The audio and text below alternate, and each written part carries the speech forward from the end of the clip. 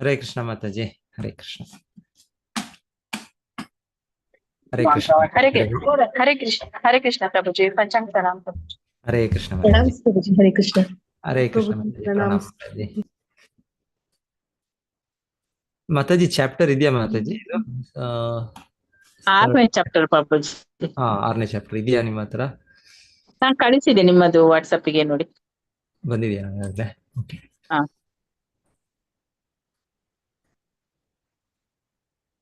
ಹಾ, ಕಳಿಸಿರಾ ಮಾತಾಜಿ. ಥ್ಯಾಂಕ್ಸ್. ಪ್ರಭು जी, ಎಷ್ಟು chapter exam ನಮ್ಗೆ?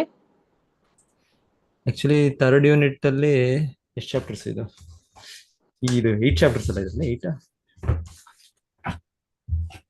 ಇಲ್ಲ, ಎಕ್ಸಾಮ್ ನಾವು ಕಡಿಮೆ ಮಾಡೋಣ. 4 ಚಾಪ್ಟರ್ಸ್ ಮಾಡೋಣ ಅನ್ಸುತ್ತೆ. ಹಾ. ಮಾಡೋಣ.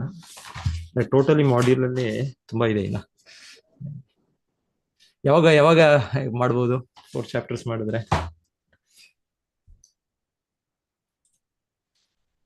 ಎಲ್ಲರೂ ಹೇಗೆ ಹೇಳ್ತಾರೆ ಹಾಗೆ. ಯಾವಾಗ ಮಾಡೋದು ಮಾತಾಜಿ? 3 ಚಾಪ್ಟರ್ ಆದ್ರೆ ಯಾವಾಗ? ರೀನಾ ಮಾತಾಜಿ, ಗೀತಾಗಮ್ಯ ಮಾತಾಜಿ, ನಿತ್ಯಾಂಗಿ ಮಾತಾಜಿ, ಹೇಳಿ.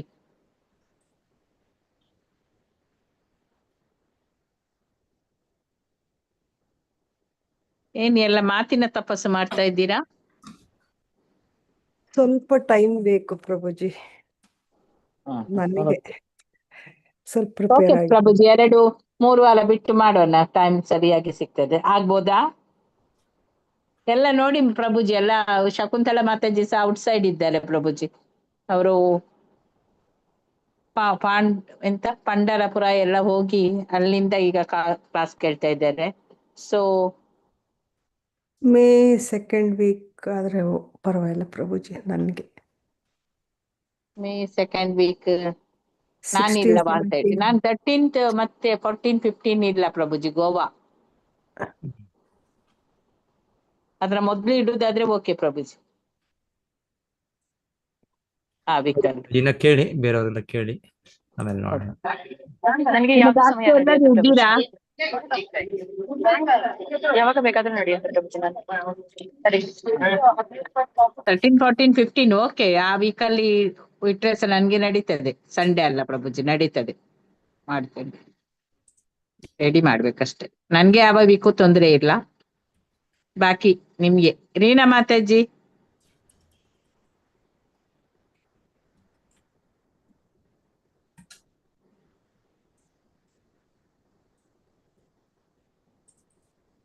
ಪ್ರಭುಜಿ ನೀವೊಂದು ಡೇಟ್ ಇಡಿ, ನಾವು ಅದಕ್ಕೆ ಎಗ್ರಿ. ಅವರಿಗೆ ಫಸ್ಟ್ ವೀಕ್ ಬೇಡ ಅಂತೆ, 2nd ವೀಕ್ ಅಲ್ಲಿ ಯಾವಾಗ್ಲಾದ್ರೂ ಇಡಿ. ಫಸ್ಟ್ ವೀಕ್ ಅಲ್ಲಿ ಇಲ್ಲದಿದ್ರು ನರಸಿಂಹ ಜಯಂತಿ ಎಲ್ಲ ಇದೆ ಅಲ್ಲ ಪ್ರಭುಜಿ. ಸೆಕೆಂಡ್ ವೀಕ್ ಏನ ಹೇಳಿ ಆಗಿದ್ರೆ. ಸೆಕೆಂಡ್ ವೀಕ್ ಇನ್ನ 15 ಡೇಸ್ ಆಗಿದೆ. ಓಕೆ, ನೋಡಿ. 10 ಡೇಸ್. 3 ಚಾಪ್ಟರ್ಸ್ ಅಲ್ಲ ಪ್ರಭುಜಿ? ಓಕೆ. 17th ಆಗ್ಬೋದಾ 17th ಪ್ರಭುಜಿ ಅಂತ ನೋಡಿ ಮಾತಾಜಿ. ಒಂದ್ಸಲ ಎಲ್ಲರೂ ಕೇಳ್ಕೊಳ್ಳಿ, ಫೈನಲ್ ಒಂದ್ಸಲ ಕೇಳಿ ಮತ್ತೆ. 17th ಆದ್ರೆ 17th ಓಕೆ ಪ್ರಭುಜಿ. ನೋಡಿ, ಇನ್ನ ಬೇರೆಯವರು 3 ಚಾಪ್ಟರ್ಸ್ ಅಲ್ಲ, ಓಕೆ. ಆಮೇಲೆ ಕೇಳಿ. ಮತ್ತು 3 ಡೇಸ್ ಟೈಮ್ ತಗೊಳ್ಳಿ ಆಮೇಲೆ. ಓಂ ನಮೋ ಭಗವತೆ ವಾಸುದೇವಾಯ. ಓಂ ನಮೋ ಭಗವತೆ ವಾಸುದೇವಾಯ.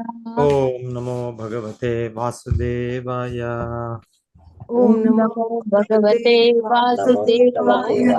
ಓಂ ನಮೋ ಭಗವತೆ ವಾಸುದೇವಾಯ.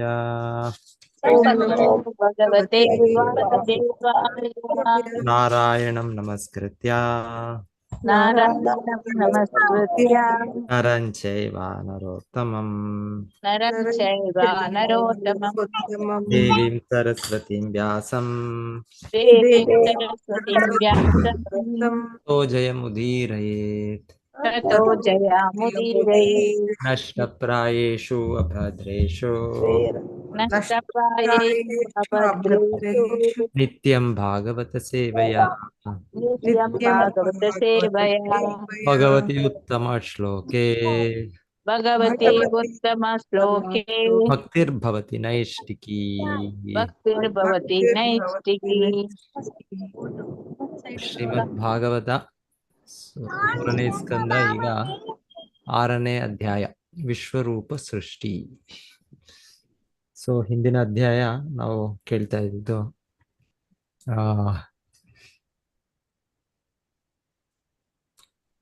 ವಿದುರರು ಅವರ ಪ್ರಶ್ನೆಗಳು ಮೈತ್ರೇಯ ಋಷಿಗಳಿಗೆ ಸೃಷ್ಟಿಯ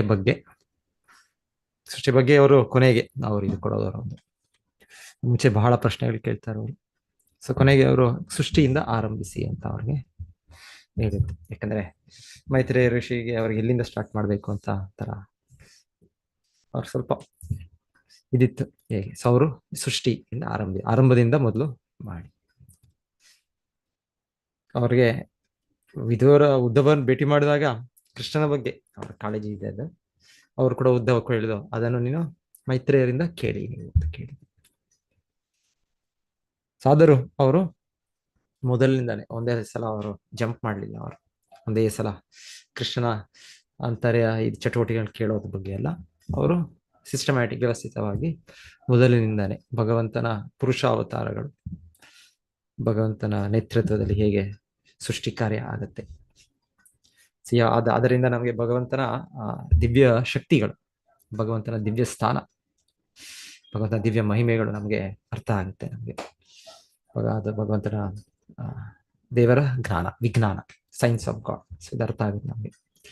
ಸೊ ಹಾಗೆ ಅವರು ಅಲ್ಲಿಂದಲೇ ಆರಂಭಿಸಿ ಅಂತ. ಸೊ ಅಲ್ಲಿ ಆರಂಭ ಮಾಡಿದಾಗ ಅವರು ಮಹಾವಿಷ್ಣು ಮೊದಲ ಪುರುಷಾವತಾರ. ಸೊ ಅವರ ನೋಟದಿಂದ ಸಾೈಕ್ಯತ, ಅದರಿಂದಲೇ ಮಹತ್ತತ್ವ ಮೊದಲಿಗೆ ಸೃಷ್ಟಿಯಾಗುತ್ತೆ. ಮತ್ತೆ ಮಹತ್ತತ್ವದಲ್ಲಿ ಬೆಳವಣಿಗೆ, ನಂತರ ಕಾಲಶಕ್ತಿ, ಮತ್ತೆ ಭಗವಂತನ ನೋಟ, ಮತ್ತೆ ಈ ಗುಣಗಳು, ಅದರ ಪ್ರಭಾವ, ಸತ್ವ ರಜಸ್ ತಮಸ್ ಪ್ರಭಾವದಲ್ಲಿ ಬೇರೆ ಬೇರೆ, ಮೊದಲಿಗೆ ಅಹಂಕಾರ, ನಿತ್ಯ ಅಹಂಕಾರ ಸೃಷ್ಟಿಯಾಗುತ್ತೆ ಅಂತ ಹೇಳ್ತಾರೆ. ಯಾಕಂದ್ರೆ ಮೂಲವಾಗಿ ಅಹಂಕಾರ ಅಂದ್ರೆ ಮೂಲ ಗುರುತು. ಆದ್ರೆ ಭೌತಿಕ ಜಗತ್ತಿನಲ್ಲಿ ತಪ್ಪು ಕಲ್ಪನೆ, ತಪ್ಪು ಗುರುತು, ಫಾಲ್ಸ್ ಐಡೆಂಟಿಫಿಕೇಶನ್. ಸೊ ಅಲ್ಲಿಂದ ಶುರು ಆಗುತ್ತೆ ಭೌತಿಕ ಜಗತ್ತು, ಮಾಯಾ ಜಗತ್ತು. ಸೊ ಭ್ರಮೆ, ಒಂದಲ್ಲದಾದ್ರೂ ಇನ್ನೊಂದು, ಅದು ಒಂದು ಆಕ್ಚುಲಿ ಅದು ಹೇಗೆ ಒಂದು ಹಗ್ಗ, ಅದು ಹಗ್ಗ, ಆದ್ರೆ ಹಗ್ಗ ನಮಗೆ ಕಾಣೋದು ನಮ್ಗೆ ಅದು ಹಾವು ತರ ಕಾಣುತ್ತೆ. ಅದು ಭ್ರಮೆಯಲ್ಲಿ ಆ ತರ ಕಾಣುತ್ತೆ. ಹಾಗೆ ಒಂದನ್ನ ನಾವು ಇನ್ನೊಂದು ಕರ್ಕೊಂಡು, ಸೊ ಹೀಗೆ ಮಾಯಾಶಕ್ತಿ ಮಹತ್ತತ್ವ ಮತ್ತೆ ಈ ಮೊದಲು ಮಿಥ್ಯಾಹಂಕಾರದ ಪ್ರಭಾವದಿಂದ ಬೇರೆ ಎಲ್ಲ ಈ ಸೂಕ್ಷ್ಮ ವಸ್ತುವಿಂದ ಸ್ಥೂಲದ್ದು ಸೃಷ್ಟಿ ಅಂತ ನಾವು ಕೇಳೋದು ಈ 5ನೇ ಅಧ್ಯಾಯದಲ್ಲಿ. ಇದರ ವಿವರಣೆ ಇದೆ, ಮತ್ತೆ ಇದು ಬರ್ತಾ ಇದೆ. ಇದು 2ನೇ ಸ್ಕಂದದಲ್ಲೂ ಕೂಡ ಸ್ವಲ್ಪ ಇದ್ರ ಬಗ್ಗೆ ವಿವರಣೆ ಇತ್ತು. ನಂತರ ಈಗ 3ನೇ ಸ್ಕಂದದಲ್ಲೂ ಕೂಡ ಇದೇ ರೀತಿ ಸೃಷ್ಟಿಯ ವಿವರಣೆ. ಸ್ವಲ್ಪ ರಿಪಿಟೇಷನ್ ಅನ್ಸುತ್ತೆ, ಆದ್ರೆ ಒಂದೊಂದ್ ಕಡೆ ಸ್ವಲ್ಪ ಒಂದೊಂದು ವಿಷಯಕ್ಕೆ ಹೆಚ್ಚು ಒತ್ತಾಯ ಕೊಡ್ತಾರೆ, ಒಂದು ವಿವರಣೆ ಕೊಡ್ತಾರೆ. ಆದ್ರೆ ಮುಖ್ಯವಾಗಿ ಪ್ರತಿಯೊಂದು ವಿವರಣೆಯಲ್ಲೂ ಕೂಡ ಭಗವಂತನ ನಿರ್ದೇಶನ, ಅವನ ಮೇಲ್ವಿಚಾರಣೆ, ಮಯಾ ಅಧ್ಯಕ್ಷೇಣ ಪ್ರಕೃತಿ. ಸೊ ಅದು ಪ್ರತಿಯೊಂದು ಒಂದು ವಿವರಣೆಯಲ್ಲೂ, ಸೃಷ್ಟಿಯ ವಿವರಣೆಯಲ್ಲೂ ಅದು ಗುರುತಿಸ್ಬೇಕು ನಾವು. ಸೊ ಇಲ್ಲಿ ಈಗ ಮೈತ್ರೇಯ ವಿದುರರ ಸಂವಾದದಲ್ಲಿ ಹಾಗೆ 5ನೇ ಅಧ್ಯಾಯದಲ್ಲಿ ಮಹಾವಿಷ್ಣು ಹೇಗೆ ಮೊದಲಿಗೆ ಅವರು ಸೃಷ್ಟಿಯ ಆರಂಭ, ಭೌತಿಕ ಜಗತ್ತಿನ ಸೃಷ್ಟಿಯ ಆರಂಭ ಆಗುತ್ತೆ. ಮಹತ್ತತ್ವ ಮತ್ತೆ ಮಿಥ್ಯಾಹಂಕಾರ ಭಗವಂತನ ನೋಟದಿಂದ, ಅವನ ಕಾಲಶಕ್ತಿಯಿಂದ, ಬೇರೆ ಬೇರೆ ಗುಣದ ಪ್ರಭಾವ, ಬೆರಕೆಯಿಂದ, ಸತ್ವಗುಣದ, ರಜೋಗುಣದ, ತಮೋಗುಣದ ಪ್ರಭಾವದ ಬೆರಕೆಯಿಂದ, ಮತ್ತೆ ಸೃಷ್ಟಿ ಅಂತ ಕೇಳ್ತೇವೆ ನಾವು. ಸೊ ಅಲ್ಲಿ ನಾವು ಕೇಳೋದು ಇಂದ್ರಿಯ ವಸ್ತುಗಳು, ಇಂದ್ರಿಯಗಳು, ಭೌತಿಕ ನಮ್ಮ ಇಂದ್ರಿಯಗಳು ಏನ್ ಹೇಳ್ತೇವೆ, ಮೂಲವಾಗಿ ಇದೆಲ್ಲವೂ ಇದೆ. ಮೂಲದ ಬಗ್ಗೆ ಇವಾಗ ಭೌತಿಕ ನಮ್ಮ ದೇಹದಲ್ಲಿ ಇದೆ ಇದೆಲ್ಲ, ಅದು ಇದಕ್ಕೆ ಮೂಲವಾಗಿ ಹೇಗೆ ಆರಂಭ ಆಗಿತ್ತು, ಭೌತಿಕ ಇದರಲ್ಲಿ ಕೂಡ ಹೇಗೆ ಆರಂಭ ಆಯಿತು. ಸೊ ಸೂಕ್ಷ್ಮವಾಗಿ, ಮೂಲವಾಗಿ, ಆಧ್ಯಾತ್ಮಿಕ ಆತ್ಮಗೆ ಇದು ಇದೆ. ಆದ್ರೆ ಭೌತಿಕ ಜಗತ್ತಿನಲ್ಲಿ ಅದು ತಪ್ಪು ಗ್ರಹಣೆಯಲ್ಲಿ, ತಪ್ಪು ಭಾವನೆಯಲ್ಲಿ, ತಪ್ಪು ಇದರಲ್ಲಿ ಅದು ಇನ್ನೊಂದು ರೀತಿಯಲ್ಲಿ ಅದು ವ್ಯಕ್ತವಾಗುತ್ತೆ. ಸೊ ಅದು ಹೇಗೆ ಆಯ್ತು, ಅದು ಹೇಗೆ ಆಯ್ತು, ಮೂಲತಃ ಭಗವಂತನ ಈ ಶಕ್ತಿ ಭಗವಂತನ ಮಹಾವಿಷ್ಣುವಿನ ಕಾರ್ಯನಿರ್ವಹಣೆಯಲ್ಲಿ ಮಹತ್ತತ್ವ. ಸೊ ಇದರಿಂದ ಶುರುವಾಯಿತು ಅಂತ ಇದು ವಿವರಣೆ ಇಲ್ಲಿ. ಸೊ ಅಲ್ಲಿ ವಿವರಣೆಯಲ್ಲಿ ತಮೋಗುಣದಲ್ಲಿ ಈ ವಸ್ತುಗಳು ಸೂಕ್ಷ್ಮದಿಂದ ಸ್ಥೂಲವಾದದ್ದು, ಶಬ್ದ, ಗಂಧ, ರೂಪ ಇದೆಲ್ಲ ಇದು, ಮತ್ತೆ ಅದಕ್ಕೆ ಅದನ್ನು ಗ್ರಹಿಸುವ ಇಂದ್ರಿಯಗಳು. ಸೊ ಇದೆಲ್ಲ ಇಂದ್ರಿಯಗಳು ಅದು ಮುಖ್ಯವಾಗಿ ಇದರಲ್ಲಾಗುತ್ತೆ, ಅದು ರಾಜಸ ಗುಣದಲ್ಲಾಗತ್ತೆ ಅಂತ ಕೇಳಿದ್ವಿ. ತಮೋ ಗುಣದಲ್ಲಿ ಆಗೋದು ಈ ವಸ್ತುಗಳೇ, ಭೌತಿಕ ಜಗತ್ತೇ. ನಮಗೆ ಭೂಮಿ, ನೀರು, ಗಾಳಿ, ಆಕಾಶ, 5 ಪಂಚಮಹಾಭೂತಗಳು ಅಂತ ಹೇಳೋದು, ಇದೆಲ್ಲ ಇದು ತಾಮಸಿಕ ಇದರಲ್ಲಿ ಇದು ಶುರು ಆಗೋದು ಅಂತ ಹೇಳ್ತಾರೆ. ಯಾಕಂದ್ರೆ ಸ್ವಲ್ಪ ಚಿಂತನೆ, ಸ್ವಲ್ಪ ಯೋಚನೆ ಕೂಡ ನಾವು ಮಾಡಿದ್ರೆ ಸ್ವಲ್ಪ ಬುದ್ಧಿ ನಮ್ಮ ಭಗವಂತನ ಕೊಟ್ಟ ಬುದ್ಧಿಯಿಂದ ಉಪಯೋಗಿಸಿದ್ರು ಬೇಗ ನಮಗೆ ತಿಳಿಯುತ್ತೆ ನಾವು ಈ ಜಡವಸ್ತು ಅಲ್ಲ. ಆದ್ರೆ ಈಗ ಈ ಜಡವಸ್ತುಗೆ ನಾವೇ ಜಡವಸ್ತು, ನಾನೇ ಈ ದೇಹ. ಸೊ ಈ ದೇಹವನ್ನು ನಾನು ಆ ರೀತಿ ರಕ್ಷಿಸಬೇಕು, ಇದನ್ನು ಪೋಷಿಸಬೇಕು, ಇದನ್ನು ಅಷ್ಟು ಇದು ಈ ದೇಹದ ಹಾಗೆ ಸಂಬಂಧದಲ್ಲಿ ನನಗೂ ನನ್ನ ಬಂಧುಗಳು. ಅಂದ್ರೆ ಇದು ಒಂಥರ ತಮೋ ಗುಣದಲ್ಲಿ ಆ ರೀತಿ ಅಷ್ಟೊಂದು ಜಡವಾಗಿ ಇದು ಗ್ರಾಸ್ ಇದು. ಎನಿವೆ ಇದು ನಾವು ನೋಡ್ತೇವೆ. ನಾವು ಗುರುಗಳೇ ಒಂಚೂರು ಗಟ್ಟಿ ಹೇಳಿ ಹೇಳಿ ಗುರುಗಳೇ, ಕೇಳಿಸ್ತಾ ಇಲ್ಲ, ಬೇರೆಯವ್ರಿಗೆ ಗೊತ್ತಿಲ್ಲ ನನಗೆ. ಬೇರೆಯವ್ರಿಗೆ ಹೇಗಿದೆ ವಾಯ್ಸು? ಕೇಳಿಸ್ತಿದೆ ಪ್ರಭುಜಿ. ಕೇಳಿಸ್ತಿದ್ಯಾ? ಓಕೆ. ಬೇರೆಯವ್ರಿಗೆ ಯಾರಾದ್ರು? ಹರೇ ಕೃಷ್ಣ ಪ್ರಭುಜಿ, ಪ್ರಣಾಮ್.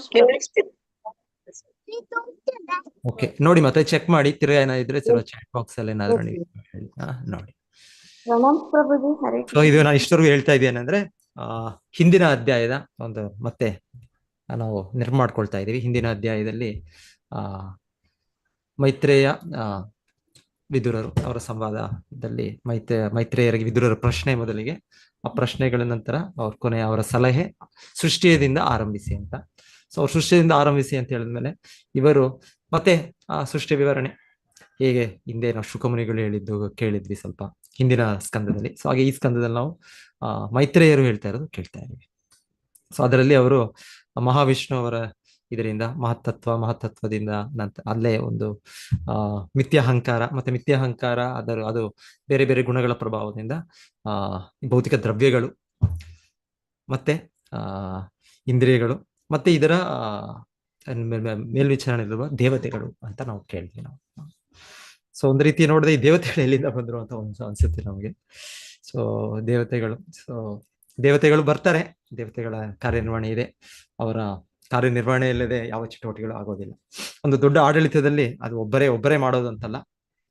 ಸೊ ಈ ವ್ಯವಸ್ಥೆ, ಒಂದು ಸಿಸ್ಟಮ್ಸ್, ಯಾವುದೋ ಒಂದು ವ್ಯವಸ್ಥಿತವಾಗಿ ನಡಿಬೇಕು ಅಂದ್ರೆ ಬಹಳ ವ್ಯಕ್ತಿಗಳಿರ್ಬೇಕು. ಸೊ ಆ ರೀತಿ ಅದು ಸರಿಯಾಗಿ ನಡಿಬೇಕು. ಹೌದು, ಭಗವಂತನಿಗೆ ಆ ರೀತಿ ಅಗತ್ಯ ಇಲ್ಲ. ಅವನೊಬ್ಬನಿಗೆ ಎಲ್ಲ ಶಕ್ತಿ ಇದೆ, ಇದಿದೆ, ಅವನು ಕಾರ್ಯನಿರ್ವಹಣೆ ಮಾಡ್ಬೋದು. ಆದ್ರೆ ಭಗವಂತನು ಕೂಡ ಅವನಲ್ಲೂ ಕೂಡ ಅವನ ವಿಸ್ತರಣೆಗಳಿದೆ, ಸ್ವಾಂಶ, ವಿಭಿನ್ನ ಅಂಶ, ವಿಸ್ತರಣೆ. ಅದರಿಂದನೇ ನಾವು ಜೀವಿಗಳಿರೋದು, ಅವನ ಅವನ ರೂಪಗಳು ಇರೋದು. ಸೊ ಹೀಗಿದೆ. ಸೊ ಆಗಿರುವಾಗ ಭಗವಂತನು ಇದರ ಒಂದು ಬೆಂಬಲದಿಂದಲೇ ಭಗವಂತನು ಮಾಡ್ತಾನೆ. ಅವನೊಬ್ಬನೇ ಮಾಡ್ಬೋದು. ಸಾದರು ಭಗವಂತನು ಮಾಡೋ ಇದು ತೋರಿಸೋ ವಿಧಾನ ಕೂಡ ಒಂದು ಬಹಳ ಒಂದು ಸಹಕಾರದಿಂದನೋ ಇಲ್ಲಾಂದ್ರೆ ಬಹಳ ಒಂದು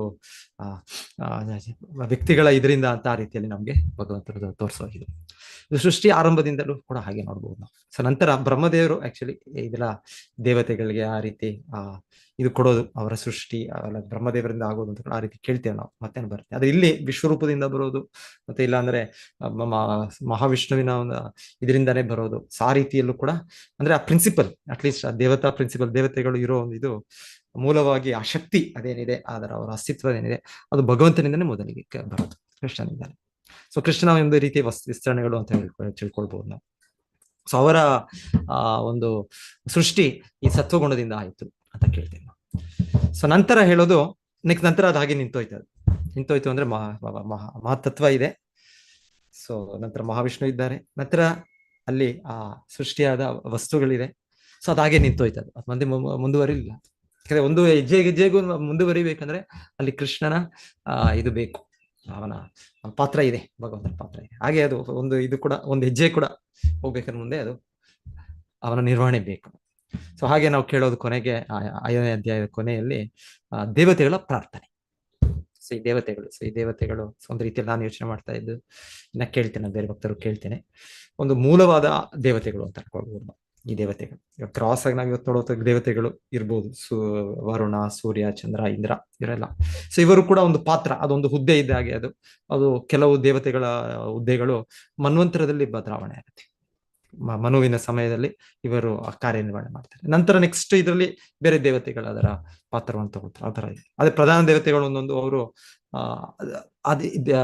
ದಿವಸವಿಡೀ, ಬ್ರಹ್ಮನ ದಿವಸವಿಡೀ ಕೂಡ ಅವರು ಕಾರ್ಯನಿರ್ವಹಣೆ ಮಾಡ್ತಾರೆ. ಸೊ ಹಾಗೂ ಕೂಡ ಇದೆ ಕೆಲವು ಹುದ್ದೆಗಳು, ಕೆಲವು ಪದವಿಗಳು ಬೇಗ ಬೇಗ ಚೇಂಜಸ್ ಆಗುತ್ತೆ. ಇವಾಗ ಒಂದೊಂದು ಹೇಳ್ಬೇಕಂದ್ರೆ ಎಲ್ಲ ಒಂದೇ ತರ ಇಲ್ಲ. ಎಲ್ಲ ಪ್ರೈಮ್ ಮಿನಿಸ್ಟರ್ ಒಂದೇ ರೀತಿ ಇರ್ಬೋದು, ಇಲ್ಲ ಇಲ್ಲಿ ಚಿಕ್ಕ ಪುಟ್ಟ ಇನ್ನೊಂದು ಸಭೆಗಳು ಬೇರೆ ತರ ಇರ್ಬೋದು. ಒಂದ್ ಕಡೆ 5 ವರ್ಷ ಇರ್ಬೋದು ಕಾಲಾವಧಿ, ಇನ್ನೊಂದ್ ಕಡೆ 2 ವರ್ಷ ಇರ್ಬೋದು, ಇನ್ನೊಂದ್ ಕಡೆ 6 ತಿಂಗಳು, ಮೇಯರ್ 1 ವರ್ಷಕ್ಕೆ ಚೇಂಜ್ ಆಗುತ್ತೆ. ಸೊ ಬದಲಾವಣೆ ಇದೆ. ಸೊ ಒಂದು ವ್ಯತ್ಯಾಸ ಇದೆ ಒಂದೊಂದು ಕಡೆ ಒಂದೊಂದು ಇದಕ್ಕೆ ಆ ರೀತಿ. ಸೊ ಆ ರೀತಿ ಏನಿವೆ. ಸೊ ನಾವು ಈ ದೇವತೆಗಳ ಸ್ಥಾನ ಇದೆಲ್ಲ ಬೇರೆ ಬೇರೆ ರೀತಿಯಲ್ಲಿ ಅರ್ಥ ಮಾಡ್ಕೊಳ್ಬಹುದು. ಅದೇ ಪ್ರಿನ್ಸಿಪಲ್, ಈ ದೇವತಾ ತತ್ವ ಈ ರೀತಿ ನಾವು ನೋಡ್ತಾ ಇರೋದು. ಇದು ಆ ಸಹಾಯಕರು ಭಗವಂತನಿಗೆ, ಭಗವಂತನಿಗೆ ಈ ಸೃಷ್ಟಿ ಮಾಡೋದಕ್ಕೆ. ಸೊ ಇದು ಹಾಗಾಗಿ ಆ ದೇವತೆಗಳ ನಾವು ನೋಡೋದು ಮಹಾವಿಷ್ಣುವಿಗೆ ಅವರು ಪ್ರಾರ್ಥನೆ ಮಾಡಿದ್ರು ಅಂತ ನಾವು ಅವರ ಸೊಗಸಾದ ಪ್ರಾರ್ಥನೆಗಳು ಕೂಡ ಕೇಳಿದ್ವಿ ನಾವು. ಸೊ ಅವರು ವಿಶೇಷವಾಗಿ ಭಗವಂತನ ಪಾದಗಳನ್ನು ಸ್ಮರಿಸ್ತಾ, ಭಗವಂತನ ಪಾದಗಳೇ ನಮಗೆ ಎಲ್ಲಕ್ಕೆ ರಕ್ಷಣೆ. ಸೊ ಅದೇ ನಮಗೆ ಆ ನಿರ್ಭಯವನ್ನು ಕೊಡಕ್ಕೆ ಸಾಧ್ಯ. ಸೊ ಸೊ ಈ ರೀತಿ ಭಗವಂತನಿಗೆ ಅವರು ಪ್ರಾರ್ಥಿಸಿ ನಂತರ ಅವರ ಪ್ರಾರ್ಥನೆಯ ಉತ್ತರವಾಗಿ ಈಗ ನಾವು ಇಲ್ಲಿ ನೆಕ್ಸ್ಟ್ ಇವತ್ತಿನ ಅಧ್ಯಾಯ 6ನೇ ಅಧ್ಯಾಯದಲ್ಲಿ ಮೈತ್ರೇಯರ ವಿವರಣೆ. ಮಹಾವಿಷ್ಣು ಮತ್ತೆ ನಂತರ ಅವರು ಗರ್ಭೋದಕಶಾಹಿ ವಿಷ್ಣು, ಕ್ಷೀರೋದಕಶಾಹಿ ವಿಷ್ಣು.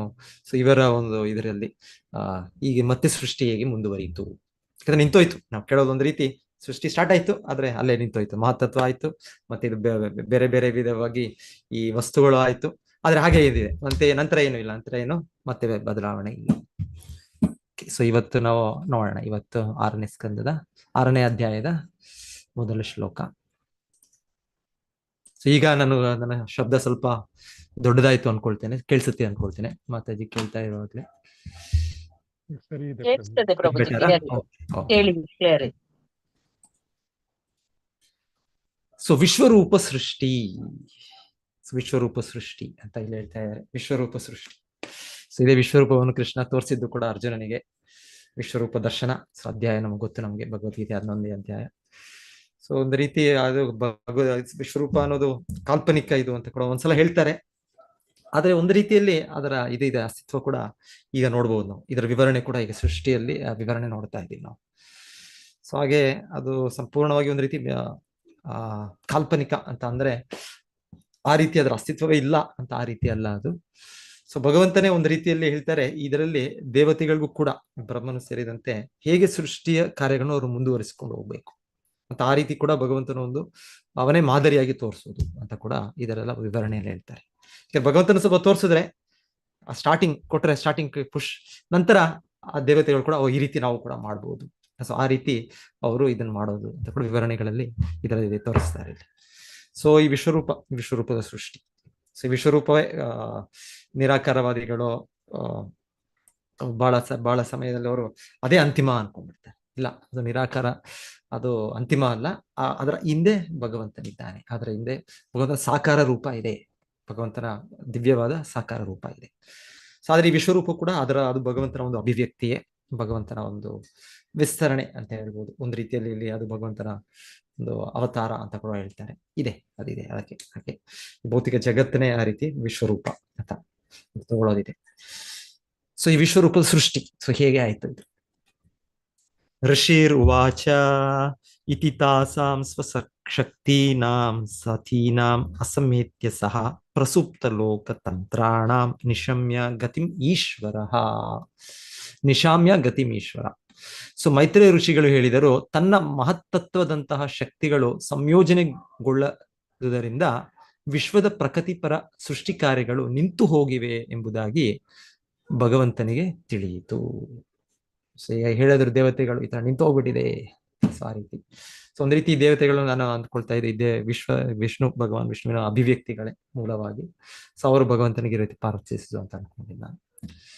ಯಾಕಂದ್ರೆ ದೇವತೆಗಳು ಇಲ್ಲಿ ಇನ್ನ ಆ ರೀತಿ ದೇವತೆಗಳು ಯಾರಿದ್ದಾರೆ ಅಲ್ಲಿ, ಇಂದ್ರ ಸೂರ್ಯ ನಾವು ಕೇಳೋ ದೇವತೆಗಳು, ಯಾಕಂದ್ರೆ ಅವರ ನಂತರ ಬ್ರಹ್ಮನ ಇದರ ನಂತರ ಅವರು ಸೃಷ್ಟಿಯಾಗೋಲ್ಲ. ಆದ್ರೆ ಅವರ ಶಕ್ತಿಯನ್ನು ಪಡೆದ ಭಗವಂತನ ಇದು ಇದು ಅಂತ ಹೇಳ್ಬೋದು, ಭಗವಂತನ ಒಂದು ರೀತಿ ವಿಸ್ತರಣೆಗಳು ಅಂತ ಹೇಳ್ಬೋದು ಏನೋ. ಸೊ ಆ ದೇವತೆಗಳು, ಸೊ ಅವ್ರು ಪ್ರಾರ್ಥಿಸಿದ್ರು. ಸೊ ಎನಿವೆ, ಸೊ ಅದರ ನಂತರ ಭಗವಂತನು ಹಾಗೆ ನಂತರ ಮತ್ತೆ ವೈಯಕ್ತಿಕವಾಗಿ ಇನ್ನ ಭಗವಂತನ ಹೇಗೆ ಬದಲಾವಣೆಗಳು ಮಾಡ್ತಾರೆ ನೋಡೋಣ. ಉಪಾದ್ರ ಭಾವಾರ್ಥ ಇದೆ ಇಲ್ಲಿ. ಭಗವಂತನ ಸೃಷ್ಟಿಯಲ್ಲಿ ಅಪೂರ್ಣವೆಂಬುದಿಲ್ಲ, ಅಲ್ಲಿ ಸರ್ವಶಕ್ತಿಗಳು ಸುಪ್ತವಾಗಿ ಇರುತ್ತವೆ. ಭಗವಂತನ ಇಚ್ಛೆಯಂತೆ ಅವು ಸಂಯೋಜನೆಗೊಳ್ಳದಿದ್ದರೆ ಯಾವ ಪ್ರಗತಿಯೂ ಆಗಲಾರದು. ನಿಂತು ಹೋದ ಸೃಷ್ಟಿ ಕಾರ್ಯದ ಪ್ರಗತಿಪರ ಕಾರ್ಯವು ಭಗವಂತನ ನಿರ್ದೇಶನದಿಂದ ಮಾತ್ರ ಪುನಃ ಪ್ರಾರಂಭಗೊಳ್ಳಬಹುದು. ಸೊ ಹೀಗೆ ಭಗವಂತನ ಸೃಷ್ಟಿ, ಈ ಜಗತ್ತು ನಡೀತಾ ಇರೋದು ಭಗವಂತನ ಇಚ್ಛೆಯಿಂದನೇ. ಸೊ ಒಂದೊಂದ್ಸಲ ಅನ್ಸುತ್ತೆ ಏನೋ ನಿಂತೋಗ್ಬಿಟ್ಟಿದೆ, ಇದು ಏನು ಬದಲಾವಣೆಗಳಿಲ್ಲ, ಇನ್ ಯಾವಾಗ ಆಗತ್ತೆ ಬದಲಾವಣೆಗಳು. ಸೊ ಇಲ್ಲ, ಅದು ಭಗವಂತನ ಇಚ್ಛೆಯಿಂದ ಹಾಗೆ ಇದೆ. ಅದು ಕಾಲ ಸಮಯದಲ್ಲಿ ಬೇಕಾದಾಗ ಮತ್ತೆ ಅದರ ಬದಲಾವಣೆ ಆಗತ್ತೆ. ಈ ನಮ್ಮ ಭೂಮಿಯಲ್ಲಿ ಎಷ್ಟೋ ಪ್ರದೇಶಗಳು ನೋಡಿದ್ರೆ ಬಹಳ ಚಳಿ ಪ್ರದೇಶಗಳು, ಇನ್ನೊಂದು ಎಲ್ಲ ಅನ್ಸುತ್ತೆ ಏನು ಅದೆಲ್ಲ ಅದೇನಾದ್ರೂ ಉಪಯೋಗ ಇದ್ರೆ ಚೆನ್ನಾಗಿರ್ತಾ ಇತ್ತಲ್ಲ, ಅದರಿಂದ ಇನ್ನೇನಾದ್ರೂ ಲಾಭ, ಯಾರಾದ್ರೂ ಜನರಲ್ಲಿ ಒಂದೊಂದ್ ಕಡೆ ಜನಸಂಖ್ಯೆ ಜಾಸ್ತಿ ಅಂತ ಹೇಳ್ತಾರೆ, ಅಲ್ಲಿ ಹೋಗಿ ಯಾರಾದ್ರೂ ಇರ್ಬೋದಲ್ಲ, ಇದೆಲ್ಲ ಖಾಲಿ ಇದೆ ಅಲ್ಲ, ಏನೇನೋ ಅನ್ನಿಸ್ಬೋದು ನಮ್ಗೆಲ್ಲ. ಇಲ್ಲ, ಭಗವಂತನ ವ್ಯವಸ್ಥೆಯಲ್ಲಿ ಜಗತ್ತಿನಲ್ಲಿ ಎಲ್ಲವೂ ಪರಿಪೂರ್ಣವು. ಪ್ರತಿಯೊಂದಕ್ಕೂ ಒಂದೊಂದು ಬೇರೆ ಬೇರೆ ಕಾರಣ, ಬೇರೆ ಬೇರೆ ಭಗವಂತನ ಸೃಷ್ಟಿಯಲ್ಲಿ ಒಂದು ಚಕ್ರ ಸೈಕಲ್ಸ್ ಎಷ್ಟೆಷ್ಟೋ ಮಾಡಿದ್ದಾನೆ. ಸೊ ಎಲ್ಲರ ಕೂಡ ಕಾರಣ ಇದೆ, ಯಾವಾಗ ಏನಾಗ್ಬೇಕು, ಎಲ್ಲಾಗ್ಬೇಕು, ಹೇಗಾಗ್ಬೇಕು. ಸೊ ಅದು ಭಗವಂತ ನಿರ್ದೇಶನದಿಂದ ಅದು ಪ್ರಾರಂಭ ಆಗುತ್ತೆ. ಪ್ರತಿಯೊಂದು ಕೂಡ ಆಗುತ್ತೆ.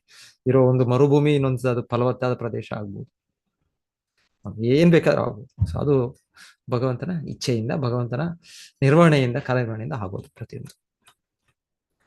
ಕಾಲ ಸಂಜ್ಞಾಂ ತದಾ ದೇವೀಂ ಬಿಭ್ರಚ್ಛಕ್ತಿಂ ಉರುಕ್ರಮಃ ತ್ರಯೋವಿಂಶತಿ ತತ್ವಾನಾಂ ಗಣಂ ಯುಗಪದ್ ಆವಿಶತ್. ಆಗ ಪರಮಶಕ್ತಿವಂತನಾದ ಭಗವಂತನು ಬೇರೆ ಬೇರೆಯ ಮೂಲ ತತ್ವಗಳನ್ನೆಲ್ಲ ಒಂದುಗೂಡಿಸುವ ಒಬ್ಬಳೇ ಆದ ಮತ್ತು ತನ್ನ ಬಹಿರಂಗ ಶಕ್ತಿಯಾಗಿರುವ ಕಾಳಿ ದೇವಿಯೊಂದಿಗೆ ಆ 23 ಮೂಲ ತತ್ವಗಳೊಳಗೆ ಒಮ್ಮೆಯೇ ಪ್ರವೇಶಿಸಿದನು. ಸೊ ಇದು ನಾವು ಕೇಳಿದ್ದು ಹಿಂದಿನ ಅಧ್ಯಾಯದಲ್ಲಿ ಮಹತ್ತತ್ವದಲ್ಲಿ ವಿಭಜನೆ ಆಯಿತು ಅಂತ ಕೇಳಿದ್ವಿ ನಾವು. ಸತ್ವಗುಣದಲ್ಲಿ ಇದೆಲ್ಲ ಆಗಿದೆ, ರಜೋಗುಣದಲ್ಲಿ. ಸೊ ಅದೆಲ್ಲ ನೀವು ಲೆಕ್ಕ ಮಾಡಿದ್ರೆ ಒಟ್ಟು 23. ಏನ್ 23? ಯಾರಾದ್ರೂ ಲಿಸ್ಟ್ ಮಾಡ್ತೀರಾ, ಪಟ್ಟಿ ಮಾಡ್ತೀರಾ?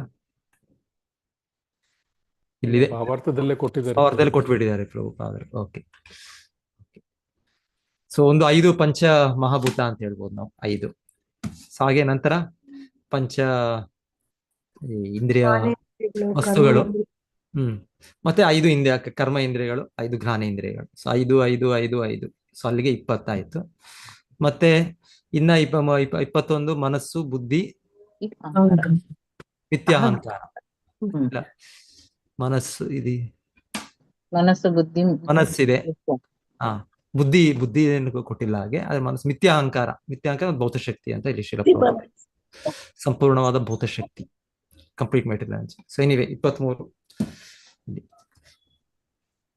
ಈ 23 ಘಟಕಗಳು. ಸೊ ನೋಡಿ, ಬುದ್ಧಿ ಕೂಡ ಎಲ್ಲಿ ಬರುತ್ತೆ ಗೊತ್ತಿಲ್ಲ. ಇಲ್ಲ, ಇದ್ರಲ್ಲೇ ಸಂಪೂರ್ಣವಾದ ಭೌತಶಕ್ತಿಯಲ್ಲೇ ಬರುತ್ತಾ ಬುದ್ಧಿ ಅಂದ್ರೆ? ಓಕೆ, ಅದ್ರಲ್ಲೇ ಬರುತ್ತೆ ಇದು. ಸೊ ಇವು 23 ಘಟಕಗಳು. ಇವೆಲ್ಲವೂ ಕಾಲದ ಪ್ರಭಾವದಿಂದ ಸಂಯೋಗಗೊಳ್ಳುತ್ತವೆ ಮತ್ತು ಕಾಲಾನುಕ್ರಮದಲ್ಲಿ ಪುನಃ ಬೇರೆ ಆಗುತ್ತೆ. ಸೊ ಇದರ ಮೂಲವಾದ ಸೃಷ್ಟಿ ಆಗಿದೆ ಇದು. ನಮಗೂ ಕೂಡ ನಮ್ಮ ಒಂದು ಅಸ್ತಿತ್ವದಲ್ಲಿ ಕೂಡ ಇದೆಲ್ಲ ಮತ್ತೆ ಇದೆ. ಇದೇ 23 ವಸ್ತುಗಳನ್ನು ಬ್ರಹ್ಮದೇವರು ಇಲ್ಲ ದೇವತೆಗಳು ಇದನ್ನೆಲ್ಲ ತೆಗೆದುಕೊಂಡು ನಮಗೆಲ್ಲ ನಮ್ಮ ದೇಹದಲ್ಲಿ, ಜೀವಿಗಳಲ್ಲಿ ಕೊಟ್ಟಿದ್ದಾರೆ. ಅದರ ಕಾರ್ಯ, ಅದರ ಒಂದು ನಿರ್ವಹಣೆ ಕೂಡ ಅವರು ಕೂಡ ಅದನ್ನು ಹೇಗೆ ಅದನ್ನ ಕಂಟ್ರೋಲ್ ಮಾಡೋದು, ನಮಗಿಲ್ಲ ಕಂಟ್ರೋಲ್ ಇಲ್ಲ. ಈ ವಸ್ತುಗಳಿದೆ ನಮಗೆ, ಆದ್ರೆ ವಸ್ತುಗಳು ನಮಗೆ ಕಂಟ್ರೋಲ್ ಇಲ್ಲ. ನಮಗೆ ಈ ದೇಹದ ಪಂಚಭೂತಗಳಿದೆ, ಇದರ ಇಂದ್ರಿಯಗಳಿದೆ, ಇದು ಇದೆ. ಆದ್ರೆ ಈಗ ಬದ್ಧ ಜೀವನದಲ್ಲಿ ನಮಗೆ ಇದ್ರ ಮೇಲೆ ಕಂಟ್ರೋಲ್, ಇದಕ್ಕೆ ಮೇಲ್ವಿಚಾರಕದ ದೇವತೆಗಳಿದ್ದಾರೆ. ಸೊ ಇಲ್ಲಿ ಹೇಳ್ತಾ ಇರೋದಿಲ್ಲಿ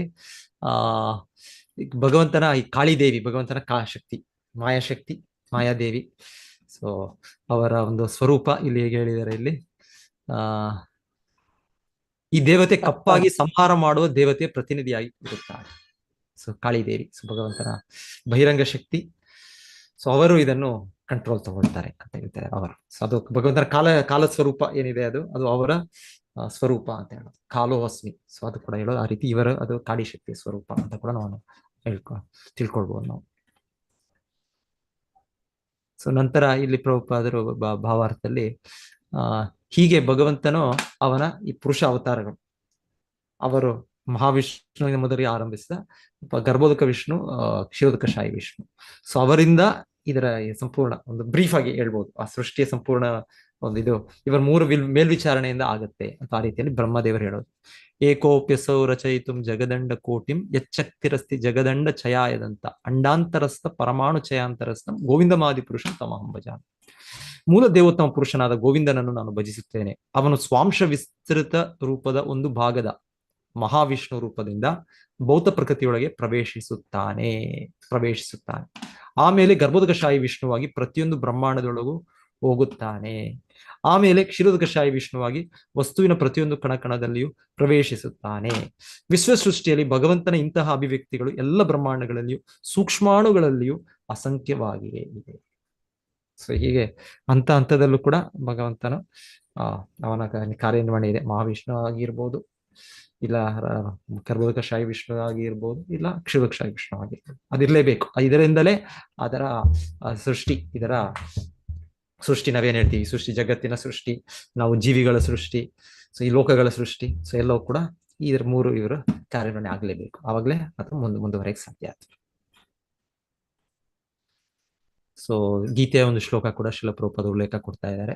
ಅಥವಾ ಬಹುನೈತೇನ ಕಿಂ ಜ್ಞಾತೇನ ತವಾರ್ಜುನ ವಿಷ್ಟಭ್ಯಾಹಂ ಇದಂ ಕೃತ್ಸ್ನಂ ಏಕಾಂಶೇನ ಸ್ಥಿತೋ ಜಗತ್. ಸೊ ಇದರಲ್ಲಿ ಭಗವಂತ ಕೃಷ್ಣ ಅರ್ಜುನನಿಗೆ ಹೇಳದ್ದು ಇದು ಯಾವ ಅಧ್ಯಾಯ? ಇದು ಕೂಡ 10ನೇ ಅಧ್ಯಾಯ ಅಲ್ಲ, 10ನೇ ಅಧ್ಯಾಯ. ಸೊ ಈ 10ನೇ ಅಧ್ಯಾಯದಲ್ಲಿ ಭಗವಂತನು ಅವನು ಹೇಗೆ ಎಲ್ಲದರಲ್ಲೂ ಕೂಡ ಅವನೇ ಮೂಲ, ಅವನ ಒಂದು ಅಸ್ತಿತ್ವದಿಂದಲೇ ಎಲ್ಲವೂ ಅದರ ಒಂದು ಶಕ್ತಿಯೋ, ಅದರ ಒಂದು ಪ್ರತ್ಯೇಕ ವೈಭವ, ಅದಕ್ಕೆ ಪ್ರತ್ಯೇಕ ಗುಣ, ಅದರ ಸ್ವರೂಪ, ಅದರ ಅಭಿವ್ಯಕ್ತಿ, ಅದರ ಎಕ್ಸಿಸ್ಟೆನ್ಸ್, ಅದರ ಅಸ್ತಿತ್ವ. ಭಗವಂತನು ಹಾಗೆ ಅರ್ಜುನನಿಗೆ ಹೇಳ್ತಾ ಭಗವಂತನು ಒಂದು ಸಾಗರ ನಾನು ಅಂತ ಭಗವಂತನ ಹೇಳ್ತಾರೆ. ಸಾಗರ ನೋಡಿದ್ರೆ, ಸಾಗರ ಮುಂದೆ ನಾವು ಹೋಗಿ ನಿಂತ್ಕೊಂಡ್ರೆ ಆ ಅಲೆಗಳು ಬರುತ್ತೆ, ಮತ್ತೆ ಅಷ್ಟು ವಿಶಾಲವಾಗಿ ನಮ್ಮ ಅಸ್ತಿತ್ವ ತುಂಬಾ ಚಿಕ್ಕದು. ಎಷ್ಟು ದೊಡ್ಡದು ಇದು ಸಾಗರ ಇದು. ಇಲ್ಲ ದೊಡ್ಡ ಪರ್ವತ, ಆ ಪರ್ವತಗಳು ಒಂದೊಂದು ಎಷ್ಟು ಎತ್ತರವಾಗಿರುತ್ತೆ, ಎಷ್ಟು ಇದಾಗಿ ಇರುತ್ತೆ. ಅಲ್ಲಿಂದ ಕೆಳಗೆ ನೋಡಿದ್ರೆ ಅದು ಅಷ್ಟು ಆಳವಾಗಿರುತ್ತೆ. ನೋಡಿದ್ರೆ ಈ ಪರ್ವತ ಇಷ್ಟು ಉದ್ದವಾದದ್ದು, ಇಷ್ಟು ಎತ್ತರವಾದದ್ದು, ಇಷ್ಟು ಈ ರೀತಿ ಭಗವಂತನ ಇದೆಲ್ಲ ಆ ಅಧ್ಯಾಯದಲ್ಲಿ ಇದು ನಾನು ಅಂತ ಆ ರೀತಿ ಇದೆಲ್ಲ. ಸೊ ಪ್ರತಿಯೊಂದು ಭಗವಂತನು ಭಗವಂತನಿಗೆ ಅವನ ಶಕ್ತಿಯನ್ನು, ಅವನ ಒಂದು ಇದನ್ನು ಗುರುತಿಸೋದಕ್ಕೆ ನಾವು ಭಗವಂತನು ಅಲ್ಲಿ ಹೇಳೋದು. ಸೊ ಅಲ್ಲಿ ಇದೆಲ್ಲವೂ ಹೇಳೋದ್ ಮೇಲೂ ಕೂಡ ಭಗವಂತನ ಕೊನೆಗೆ ಹೇಳೋದು, ಇದೆಲ್ಲವೂ ಅಸ್ತಿತ್ವದಲ್ಲಿ ಈ ರೀತಿ ಅದಿರೋದು ನನ್ನ ಒಂದು ಅಭಿವ್ಯಕ್ತಿಯಿಂದ, ನನ್ನ ಒಂದು ವಿಸ್ತರಣೆಯಾದ ಪರಮಾತ್ಮ ಕ್ಷೀರೋದಕ ಶಾಹಿ ವಿಷ್ಣು ಅದರ ಒಂದು ಅಭಿವ್ಯಕ್ತಿ. ಸೊ ಅದು ನನ್ನ ಒಂದು ಅಂಶ ಅಷ್ಟೇ, ಕೇವಲ ಒಂದು ಚಿಕ್ಕ ಅಂಶ ಅದು. ಸೊ ಇದರಿಂದ ನಾನು ಸರ್ವ ವಿಶ್ವನೇ ವ್ಯಾಪಿಸಿಬಿಟ್ಟಿದ್ದೇನೆ ನಾನು. ಸೊ ಆ ರೀತಿ ಭಗವಂತನು ಗೀತೆಯಲ್ಲಿ, ಎಲೆ ಅರ್ಜುನ, ನನ್ನ ಶಕ್ತಿಗಳು ಅಸಂಖ್ಯವಾಗಿವೆ, ಅವು ನಾನಾ ರೀತಿಯಲ್ಲಿ ಕಾರ್ಯ ಮಾಡುತ್ತವೆ, ಅವುಗಳನ್ನು ನೀನು ತಿಳಿಯುವ ಅಗತ್ಯವಿಲ್ಲ. ಸ್ವಾಂಶ ವಿಸ್ತರಣೆಯ ಒಂದು ಅಂಶವಷ್ಟರಿಂದಲೇ ಪರಮಾತ್ಮನಾಗಿ ಎಲ್ಲ ಬ್ರಹ್ಮಾಂಡಗಳಲ್ಲಿಯೂ ಎಲ್ಲ ಮೂಲ ವಸ್ತುಗಳಲ್ಲಿ ನಾನು ಪ್ರವೇಶಿಸಿರುತ್ತೇನೆ. ಅದರಿಂದಾಗಿ ಸೃಷ್ಟಿಕ್ರಿಯೆ ನಡೆಯುತ್ತಿವೆ. ಸುಶೀಲ ಪ್ರಭುಪಾದ ಹೇಳ್ತಾರೆ ಸೃಷ್ಟಿಕ್ರಿಯೆ. ಸೊ ಯಾವಾಗ ಕೇಳೋದು ನಾವು ಸೃಷ್ಟಿ ಆಗ್ತಾ ಇರುತ್ತೆ, ಸೃಷ್ಟಿಯ ಒಂದು ಚಿಕ್ಕ ಚಿಕ್ಕ ಸೃಷ್ಟಿಗಳಾಗ್ತಾ ಇರುತ್ತೆ, ಅಂತ್ಯ ಆಗ್ತಾ ಇರುತ್ತೆ. ನಮಗೂ ದೇಹ ಕೂಡ ಸೃಷ್ಟಿ ಆಯ್ತು ಒಂದ್ ಸಮಯಕ್ಕೆ, ಮತ್ತೆ ಒಂದ್ ಸಮಯಕ್ಕೆ ನಾಶ ಆಗಿರುತ್ತೆ, ಮತ್ತೆ ಸೃಷ್ಟಿ ಆಗುತ್ತೆ. ನನಗೆ ಕರ್ಮಾನುಸಾರ ಇನ್ನೊಂದು ದೇಹ ಸಿಗುತ್ತೆ, ಅದು ಕೂಡ ನಾಶ ಆಗುತ್ತೆ. ಸೊ ಈ ಸೃಷ್ಟಿ ಕಾರ್ಯ ನಡೀತಾನೆ ಇದೆ, ಸೃಷ್ಟಿ ಕ್ರಿಯೆ ನಡೀತಾ ಇದೆ ಇದೆಲ್ಲ. ಸೊ ಸೃಷ್ಟಿ ಕ್ರಿಯೆ ಕಂಟಿನ್ಯೂಸ್ ಆಗಿದೆ. ಆದ್ರೆ ಈ ಸೃಷ್ಟಿ ಕ್ರಿಯೆ ಇಲ್ಲಿ ಹೇಳ್ತಾರೆ, ಸೃಷ್ಟಿ ಕ್ರಿಯೆ ಭಗವಂತನು ನನ್ನ ಕ್ಷೀರೋದಕ ಶಾಹಿ ಪರಮಾತ್ಮ ಸ್ವರೂಪದಿಂದ ಇದೆಲ್ಲವೂ ಕೂಡ ಆಗತ್ತೆ, ಇದೆಲ್ಲವೂ ಕೂಡ ನಡೀತಾ ಇದೆ. ಸೊ ಭಗವಂತನ ಕಾರ್ಯನಿರ್ವಹಣೆ ನೇರವಾಗಿದೆ. ಸೊ ಅವನ ಇಲ್ಲದೆ ಯಾವುದು ಏನೋ ವಿಜ್ಞಾನಿಗಳು ಅನ್ಕೊಳ್ಳೋದು, ಇಲ್ಲ ಊಹಾಪೋಹದ ಇವರು ಚಿಂತಕರು ಅನ್ಕೊಳ್ಳೋದು ಏನೋ ಅದು ನಮಗೆ ಅದಕ್ಕೆ ಅವ್ರ ವಿವರಣೆ ಕೊಡೋ ಒಂದು ಇದಿಲ್ಲ. ಅವರಿಗೆ ಇಲ್ಲ ಶಾಸ್ತ್ರದಿಂದ ಕೇಳಿ ಒಂದು ಒಪ್ಪಿಗೆ ಮಾಡ್ಕೊಳ್ಳೋ ಒಂದು ನಂಬಿಕೆ ಇಲ್ಲ. ಸೊ ಹಾಗಾಗಿ ಅವರು ಅವರು ಅವರ ರೀತಿಯಲ್ಲೇ ಈಗಿರ್ಬೋದು ಸೃಷ್ಟಿ, ಆಗಿರ್ಬೋದು ಸೃಷ್ಟಿ. ಇವಾಗೇನೋ ಬಿಗ್ ಬ್ಯಾಂಗ್ ಥಿಯರಿ ಎಲ್ಲ ಇನ್ನೇನೋ ಹೊಸ ಥಿಯರಿ ಯಾವ್ಯಾರು ಹಿಂದೆ ಅಂತ ಕೇಳಿದೆ ನಾನು, ಯಾವ್ದೋ ಒಂದು ವಿಜ್ಞಾನಿಗಳು ಹೇಳ್ತಾ ಇರೋದು ಅದು ಬಿಗ್ ಬ್ಯಾಂಗ್ ಸರಿಯಲ್ಲ, ಅದು ಇನ್ನೊಂದು ಯಾವ್ದೋ ಒಂದು ಏನ್ ಹೆಸರು ನಂಗೆ ಮರೀತೇನೆ ನಾನು. ಸೊ ಈ ಅವರ ಒಂದು ಇನ್ನೊಂದು ಅಷ್ಟು ವಿಜ್ಞಾನಿಗಳು ಆ ರೀತಿ ಆಯ್ತು ಸೃಷ್ಟಿ ಅಂತ. ಸೊ ಈಗ ಈ ರೀತಿ ಊಹಾಪೋಹ ನಡೆದುಕೊಂಡು ಹೋಗ್ತಾ ಇರುತ್ತೆ. ಸೊ ಇದರಿಂದ ನಮಗೇನು ಇದಿಲ್ಲ, ನಮಗೆ ಶಾಸ್ತ್ರದಿಂದ ತಿಳಿತಾ ಇದ್ದು ಭಗವಾನ್ ಶ್ರೀಕೃಷ್ಣನ ಅವನೊಂದು ಪರ್ಪಸ್, ಒಂದು ಉದ್ದೇಶವನ್ನು ಇಟ್ಕೊಂಡು ಈ ಸೃಷ್ಟಿ ಮಾಡಿದ್ದಾನೆ. ನಮಗೆ ಜೀವಿಗಳಿಗೆ ಒಂದು ಅವಕಾಶವನ್ನು ಕಲ್ಪಿಸಲಿಕ್ಕೆ, ನಮಗೆ ಒದಗಿಸ್ಲಿಕ್ಕೆ ಭಗವಂತನು ಈ ಸೃಷ್ಟಿ ಮಾಡಿದ್ದಾನೆ. ಸೊ ಹಾಗೆ ಇಷ್ಟು ದೊಡ್ಡ ಸೃಷ್ಟಿ, ಇಷ್ಟು ದೊಡ್ಡ ವ್ಯವಸ್ಥೆ ಭಗವಂತನು ಮಾಡ್ತಾ ಇದ್ದಾನೆ. ಸೊ ಈಗ ದೊಡ್ಡ ವ್ಯವಸ್ಥೆಯಲ್ಲಿ ಈ ರೀತಿ ಭಗವಂತನು ಮಹಾವಿಷ್ಣು ಮತ್ತೆ ಪ್ರವೇಶಿಸಿ ಈ ಶ್ಲೋಕ ಹೇಳೋದಲ್ಲಿ ಕಾಲಶಕ್ತಿ, ಅವನ ಕಾಲಶಕ್ತಿ ಕಾಳಿದೇವಿ, ಸೊ ಅವರನ್ನು ಒಳಗೊಂಡು ಭಗವಂತನು ಮತ್ತೆ ಸೃಷ್ಟಿಯ ಕಾರ್ಯಗಳನ್ನು ಮುಂದುವರಿಸಿದನು ಅಂತ ಕೇಳ್ತಾ ಇದ್ದಾರೆ. ಸೊ ಇಲ್ಲಾಂದ್ರೆ ನಿಂತೋಗಿತ್ತು ಅಂತ ಕೇಳ್ತಾ ಇದ್ದೀನಿ ಸ್ವಲ್ಪ. ಹಾಗೆ ದೇವತೆಗಳು ಹಾಗೆ ನಿಂತೋಗಿರೋ ಕಾರ್ಯವನ್ನು ಮತ್ತೆ ಮುಂದುವರಿಬೇಕು ಅಂತ ಅವರು ಪ್ರಾರ್ಥನೆಗಳು ಮಾಡಿದ್ದು. ಸೊ ಈಗ ಭಗವಂತನು ಈ ಸೃಷ್ಟಿ ಕಾರ್ಯವನ್ನು ಮುಂದುವರಿಸ್ತಿದ್ದಾರೆ. ಭೌತ ಪ್ರಕೃತಿ ಆಶ್ಚರ್ಯಕರವಾದ ಕಾರ್ಯಗಳು ಭಗವಾನ್ ಕೃಷ್ಣನಿಂದಲೇ ಆಗಿವೆ. ಹೀಗೆ ಆತನು ಎಲ್ಲದಕ್ಕೂ ಅಂತಿಮ ಕಾರಣನು ಅಥವಾ ಎಲ್ಲ ಕಾರಣಗಳಿಗೂ ಮೂಲ ಕಾರಣನು, ಸರ್ವ ಕಾರಣಂ. ಸೋನುಪ್ರವಿಷ್ಟೋ ಭಗವಾಂಶ್ಚೇಷ್ಟ ರೂಪೇಣ ತಂ ಗಣಂ ಭಿನ್ನಂ ಸಂಯೋಜಯಾಮ್ ಆಸ ಸುಪ್ತಂ ಕರ್ಮ ಪ್ರಬೋಧಯನ್. ಈ ರೀತಿಯಾಗಿ ದೇವೋತ್ತಮ ಪುರುಷನು ತನ್ನ ಶಕ್ತಿಯಿಂದ ಮೂಲ ವಸ್ತುಗಳೊಳಗೆ ಪ್ರವೇಶಿಸಿದಾಗ, ಸೊ ಈ ಮೂಲ ವಸ್ತುಗಳು ಅಲ್ಲಿ ಇತ್ತದು, ಆದ್ರೆ ಅದು ಜಡವಾಗಿತ್ತು, ಅದೇನು ಚಟುವಟಿಕೆ ಇರಲಿಲ್ಲ. ನಿದ್ದೆಯಿಂದ ಎದ್ದವನು ತನ್ನ ಕಾರ್ಯದಲ್ಲಿ ಮಗ್ನನಾಗುವ ಹಾಗೆ ಎಲ್ಲ ಜೀವಿಗಳು ಬೇರೆ ಬೇರೆ ಕಾರ್ಯಗಳನ್ನು ಮಾಡತೊಡಗಿದರು. ಓಕೆ, ಆಕ್ಚುಲಿ ಒಂದ್ ರೀತಿ ಸ್ವಲ್ಪ ಬೆರಕೆ ಇರ್ಬೋದು, ಸ್ವಲ್ಪ ಇದು ಮಹಾವಿಷ್ಣು, ನೆಕ್ಸ್ಟ್ ಕ್ಷೀರೋದಕಶಾಹಿ ವಿಷ್ಣು, ಸೊ ಅಲ್ಲಿಂದ ಇದು ಗರ್ಭೋದಕಶಾಹಿ ವಿಷ್ಣು ಬರ್ತಾರೆ. ಸೊ ಅವರ ಇದರಿಂದ ನಂತರ ನಾವು ಪ್ರತಿಯೊಂದು ಇದರಲ್ಲೂ ಕೂಡ ಪ್ರಳಯ, ಈ ಸೃಷ್ಟಿ ಪ್ರಳಯ ಇದಾಗ್ತಾ ಇರುತ್ತೆ.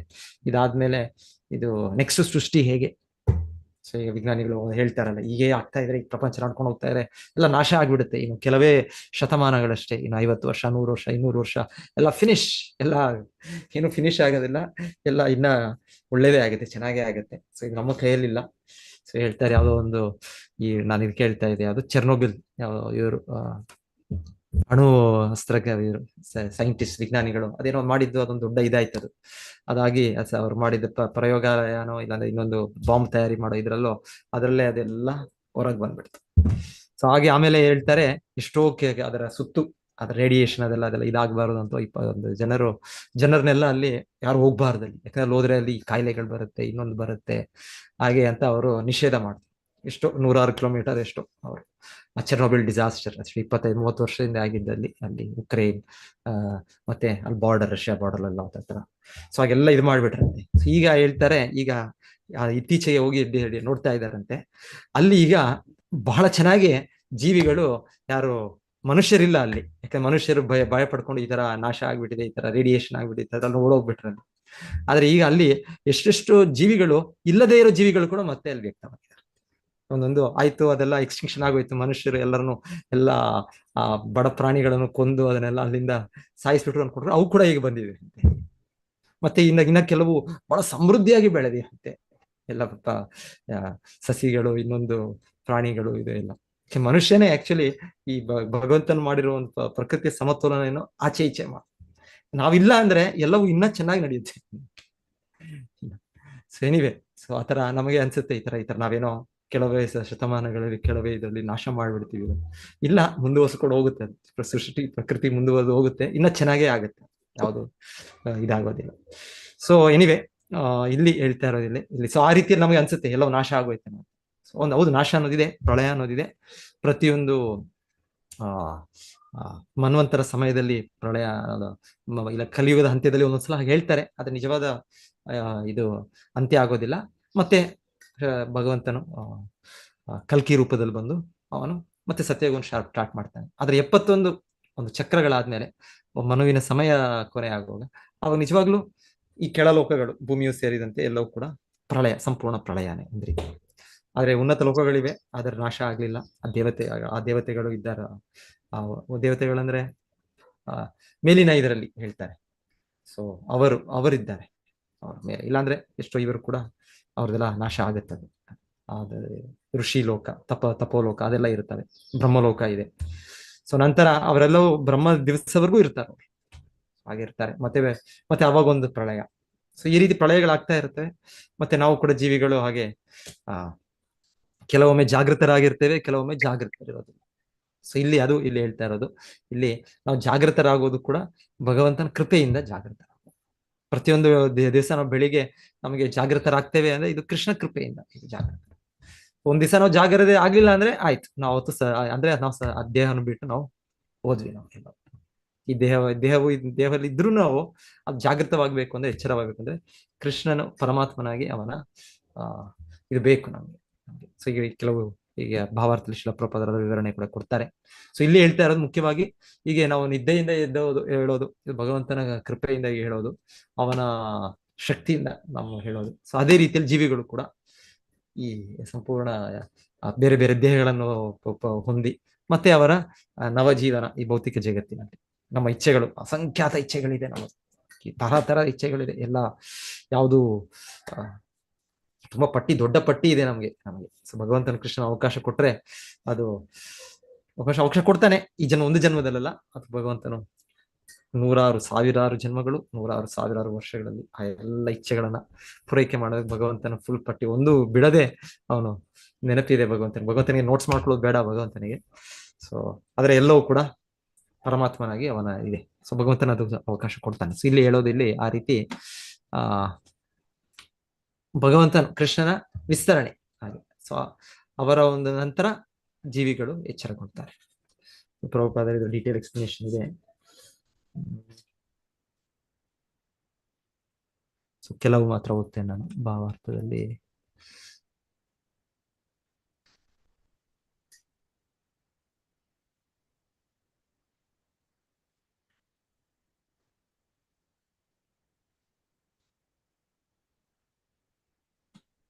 ಪ್ರಳಯ ನಂತರ ಪ್ರತಿಯೊಬ್ಬ ವ್ಯಕ್ತಿ ಬೇಡ, ಅಲ್ಲಿ ಬೇಡ.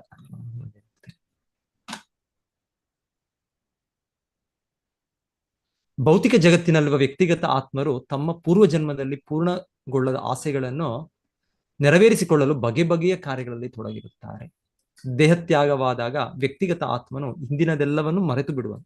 ಆದರೆ ಸರ್ವದಯಾಮಯನಾದ ಭಗವಂತನು ಪ್ರತಿಯೊಬ್ಬನ ಹೃದಯದಲ್ಲಿಯೂ ಪರಮಾತ್ಮನಾಗಿ ಅಂತಃಸಾಕ್ಷಿಯಾಗಿ ಇದ್ದುಕೊಂಡು ಅವನನ್ನು ಜಾಗೃತಗೊಳಿಸುತ್ತಾನೆ. ಅವನ ಹಿಂದಿನ ಜನ್ಮದ ಬಯಕೆಗಳನ್ನು ನೆನಪಿಗೆ ತರುತ್ತಾನೆ. ಇದರಿಂದ ಆತ್ಮನು ಮುಂದಿನ ಜನ್ಮದಲ್ಲಿ ಆ ನೆನಪಿಗೆ ತಕ್ಕಂತೆ ಕಾರ್ಯಪ್ರವೃತ್ತನಾಗುತ್ತಾನೆ. ಈ ಅಗೋಚರವಾದ ಮಾರ್ಗದರ್ಶನವನ್ನು ಅದೃಷ್ಟ ಎಂದು ವರ್ಣಿಸಲಾಗಿದೆ, ಫೇಟ್. ತಿಳಿವಳಿಕೆಯುಳ್ಳ ಮನುಷ್ಯನು ತನ್ನ ಭೌತಿಕ ಬಂಧನವು 3 ಪ್ರಕೃತಿ ಗುಣಗಳಲ್ಲಿ ಮುಂದುವರಿಯುವುದೆಂದು ಗೊತ್ತು ಮಾಡಿಕೊಳ್ಳಬಹುದು. ಸೃಷ್ಟಿಯ ಆಂಶಿಕ ಅಥವಾ ಪೂರ್ಣ ಪ್ರಳಯ ನಂತರ ಜೀವಿಯು ಪ್ರಜ್ಞೆ ಇಲ್ಲದೆ ನಿದ್ರಿಸುವ ಸ್ಥಿತಿಯಲ್ಲಿರುವುದೇ ಜೀವನದ ಅಂತಿಮ ಸ್ಥಿತಿ ಎಂದು ಭಾವಿಸುವವರಿದ್ದಾರೆ. ಸೊ ಈಗ ಅನ್ಕೊಳ್ಳೋದೇ, ಈಗ ಎಲ್ಲ ನಾನು ವಿಜ್ಞಾನಿಗಳಾಗ್ಬೋದು, ಇನ್ನೊಬ್ರು ಆಗ್ಬೋದು, ಆಯ್ತು ಇಲ್ಲಿ ಮೃತ್ಯು ಆದ್ಮೇಲೆ ಮರಣ ಆದ್ಮೇಲೆ ಆಯ್ತು ಫಿನಿಶ್, ಇನ್ನೆಲ್ಲಿದೆ ಇನ್ನ ನೆಕ್ಸ್ಟ್ ಜನ್ಮ ಎಲ್ಲಿದೆ, ಇಲ್ಲ ಪ್ರಳಯ ಆದ್ಮೇಲೆ ಇಲ್ಲ ಆಗೋಯ್ತು, ಇಲ್ಲ. ಅವರು ಅಲ್ಪ ಬುದ್ಧಿಯ ದಾರ್ಶನಿಕರು. ಆಂಶಿಕವಾದ ಭೌತಿಕ ದೇಹವು ವಿನಾಶವಾದ ಮೇಲೆ ಜೀವಿಯು ಕೆಲವು ತಿಂಗಳುಗಳವರೆಗೆ ಮಾತ್ರ ಪ್ರಜ್ಞೆ ಇಲ್ಲದೆ ಇರುತ್ತಾನೆ. ಭೌತಿಕ ಸೃಷ್ಟಿಯ ಸಂಪೂರ್ಣ ಪ್ರಳಯ ನಂತರ ಅವನು ಎಷ್ಟೋ ಲಕ್ಷ ವರ್ಷಗಳವರೆಗೆ ಪ್ರಜ್ಞಾಶೂನ್ಯವಾಗಿರುತ್ತಾನೆ. ಆದರೆ ಪುನಃ ಸೃಷ್ಟಿ ಪ್ರಾರಂಭವಾದಾಗ ಅವನನ್ನು ಕಾರ್ಯಪ್ರವೃತ್ತನಾಗುವಂತೆ ಭಗವಂತನು ಎಚ್ಚರಿಸುತ್ತಾನೆ. ಜೀವಿಯು ನಿತ್ಯನಾಗಿದ್ದಾನೆ. ಅವನ ಪ್ರಜ್ಞೆಯ ಜಾಗೃತ ಸ್ಥಿತಿಯು ಚಟುವಟಿಕೆಗಳಿಂದ ಕೂಡಿ ಅವನ ಬದುಕಿನ ಸಹಜ ಸ್ಥಿತಿಯಾಗಿರುತ್ತದೆ. ಅವನು ಎಚ್ಚೆತ್ತಿರುವಾಗ ಕೆಲಸದಲ್ಲಿ ತೊಡಗದೆ ಇರಲಾರನು. ಹೀಗೆ ಅವನು ತನ್ನ ವಿವಿಧ ಬಯಕೆಗಳಿಗೆ ಅನುಸಾರವಾಗಿ ಕಾರ್ಯಪ್ರವೃತ್ತನಾಗುವನು. ಅವನ ಇಚ್ಛೆಗಳು ಭಗವಂತನ ದಿವ್ಯ ಸೇವೆಯಲ್ಲಿ ಪಳಗಿದಾಗ ಅವನ ಬದುಕು ಪರಿಪಕ್ವವಾಗುವುದು. ಆಗ ಅವನು ನಿತ್ಯವಾದ ಜಾಗೃತ ಜೀವನವನ್ನು ಬಾಳಲು ಆಧ್ಯಾತ್ಮಿಕನ ಬಗ್ಗೆ ಏರುವನು. ಸೊ 4ನೇ ಇದು ಪ್ರಬುದ್ಧ ಕರ್ಮ ದೈವೇನ ತ್ರಯೋವಿಂಶತಿಕೋ ಗಣಃ ಪ್ರೇರಿತೋ ಅಜನಯತ್ ಸ್ವಾಭಿರ್ ಮಾತ್ರಭಿರ್ ಅಧಿಪುರುಷಂ. ಸೊ ಈಗ 23 ನಾವು ಅಂತ ತತ್ವಗಳು ಅಂತ ಕೇಳ್ತಾ ಇದ್ದೇವೆ. ಸೊ ಅದನ್ನೇ ಮುಂದುವರಿಸ್ತಾ ಈಗ ಮತ್ತೆ 3ನೇ ಶ್ಲೋಕ. ಸೊ ಮತ್ತೆ 4ನೇ ಶ್ಲೋಕ, 2ರಿಂದ 4ನೇಗೆ ಒಂದು ರೀತಿ ಡೈರೆಕ್ಟ್ ಕಂಟಿನ್ಯೂಷನ್ ನೋಡ್ಬೋದು ನಾವು. ಪರಮಪ್ರಭುವಿನ ಅಪೇಕ್ಷೆಯಂತೆ 23 ಮೂಲ ತತ್ವಗಳು ಕಾರ್ಯಪ್ರವೃತ್ತವಾದವು. ಸೊ ಕಾರ್ಯಪ್ರವೃತ್ತವಾದವು, ಆಕ್ಟಿವಿಟಿ, ಚಟುವಟಿಕೆ ಬಂತು. ಯಾಕೆ ಬಂತು? ಭಗವಂತನ ಕಾಳಿ, ಅವನ ಕಾಲಶಕ್ತಿ ನಿರ್ವಹಣೆಯಿಂದ, ಸೊ ಭಗವಂತನ ಇಚ್ಛಿಸಿದಾಗ ಅದು ಬಂತು. ಆಗ ಅತ್ಯದ್ಭುತ ವಿರಾಟ್ ರೂಪ ಅಥವಾ ಭಗವಂತನ ವಿಶ್ವರೂಪ ಶರೀರವು ಉಂಟಾಯಿತು. ಸೊ ವಿಶ್ವರೂಪ, ಇಲ್ಲಿ ವಿಶ್ವರೂಪದ ವಿವರಣೆ ಇಲ್ಲಿ ಆರಂಭ ಆಗ್ತಾ ಇದೆ. ಸೊ ವಿಶ್ವರೂಪ ಭೌತಿಕ ಜಗತ್ತಿನ ಒಂದು ಭಗವಂತನ ಸ್ವರೂಪ ಅಂತ ಹೇಳ್ಬೋದು ನಾವು. ಇದು ವೈಕುಂಠ ಲೋಕದಲ್ಲಿ ಈ ರೂಪ ಇಲ್ಲ, ಈ ರೀತಿಯ ರೂಪ ಇಲ್ಲ. ಅಲ್ಲಿ ಶಾಶ್ವತವಾಗಿ ಅಲ್ಲಿ ದಿವ್ಯವಾದ ಭಗವಂತನ ವಿಸ್ತರಣೆಗಳು, ರೂಪಗಳು ಇವೆ ಅಲ್ಲಿ. ಅದ್ರ ಭೌತಿಕ ಜಗತ್ತಿನಲ್ಲಿ ಈ ರೀತಿಯ ಒಂದು ಭಗವಂತನ ರೂಪವನ್ನು ನಾವು ಗುರುತಿಸಬಹುದು ಭೌತಿಕವಾಗಿ. ಈ ಸೃಷ್ಟಿಗೂ ಕೂಡ ಆರಂಭದಲ್ಲೂ ಕೂಡ ಅದರ ಒಂದು ವಿವರಣೆಯಲ್ಲಿ ನಾವು ಕೇಳ್ತಾ ಇದ್ದೇವೆ. ಈ ಅಧ್ಯಾಯನೇ ಹಾಗೆ ಆ ಭಗವಂತನ ವಿಶ್ವರೂಪದ ಸೃಷ್ಟಿ ಅಂತಾನೆ ನಾವು ಕೇಳಿದ. ವಿಶ್ವರೂಪದ ಸೃಷ್ಟಿ ಈ ಅಧ್ಯಾಯ ಸರಿ.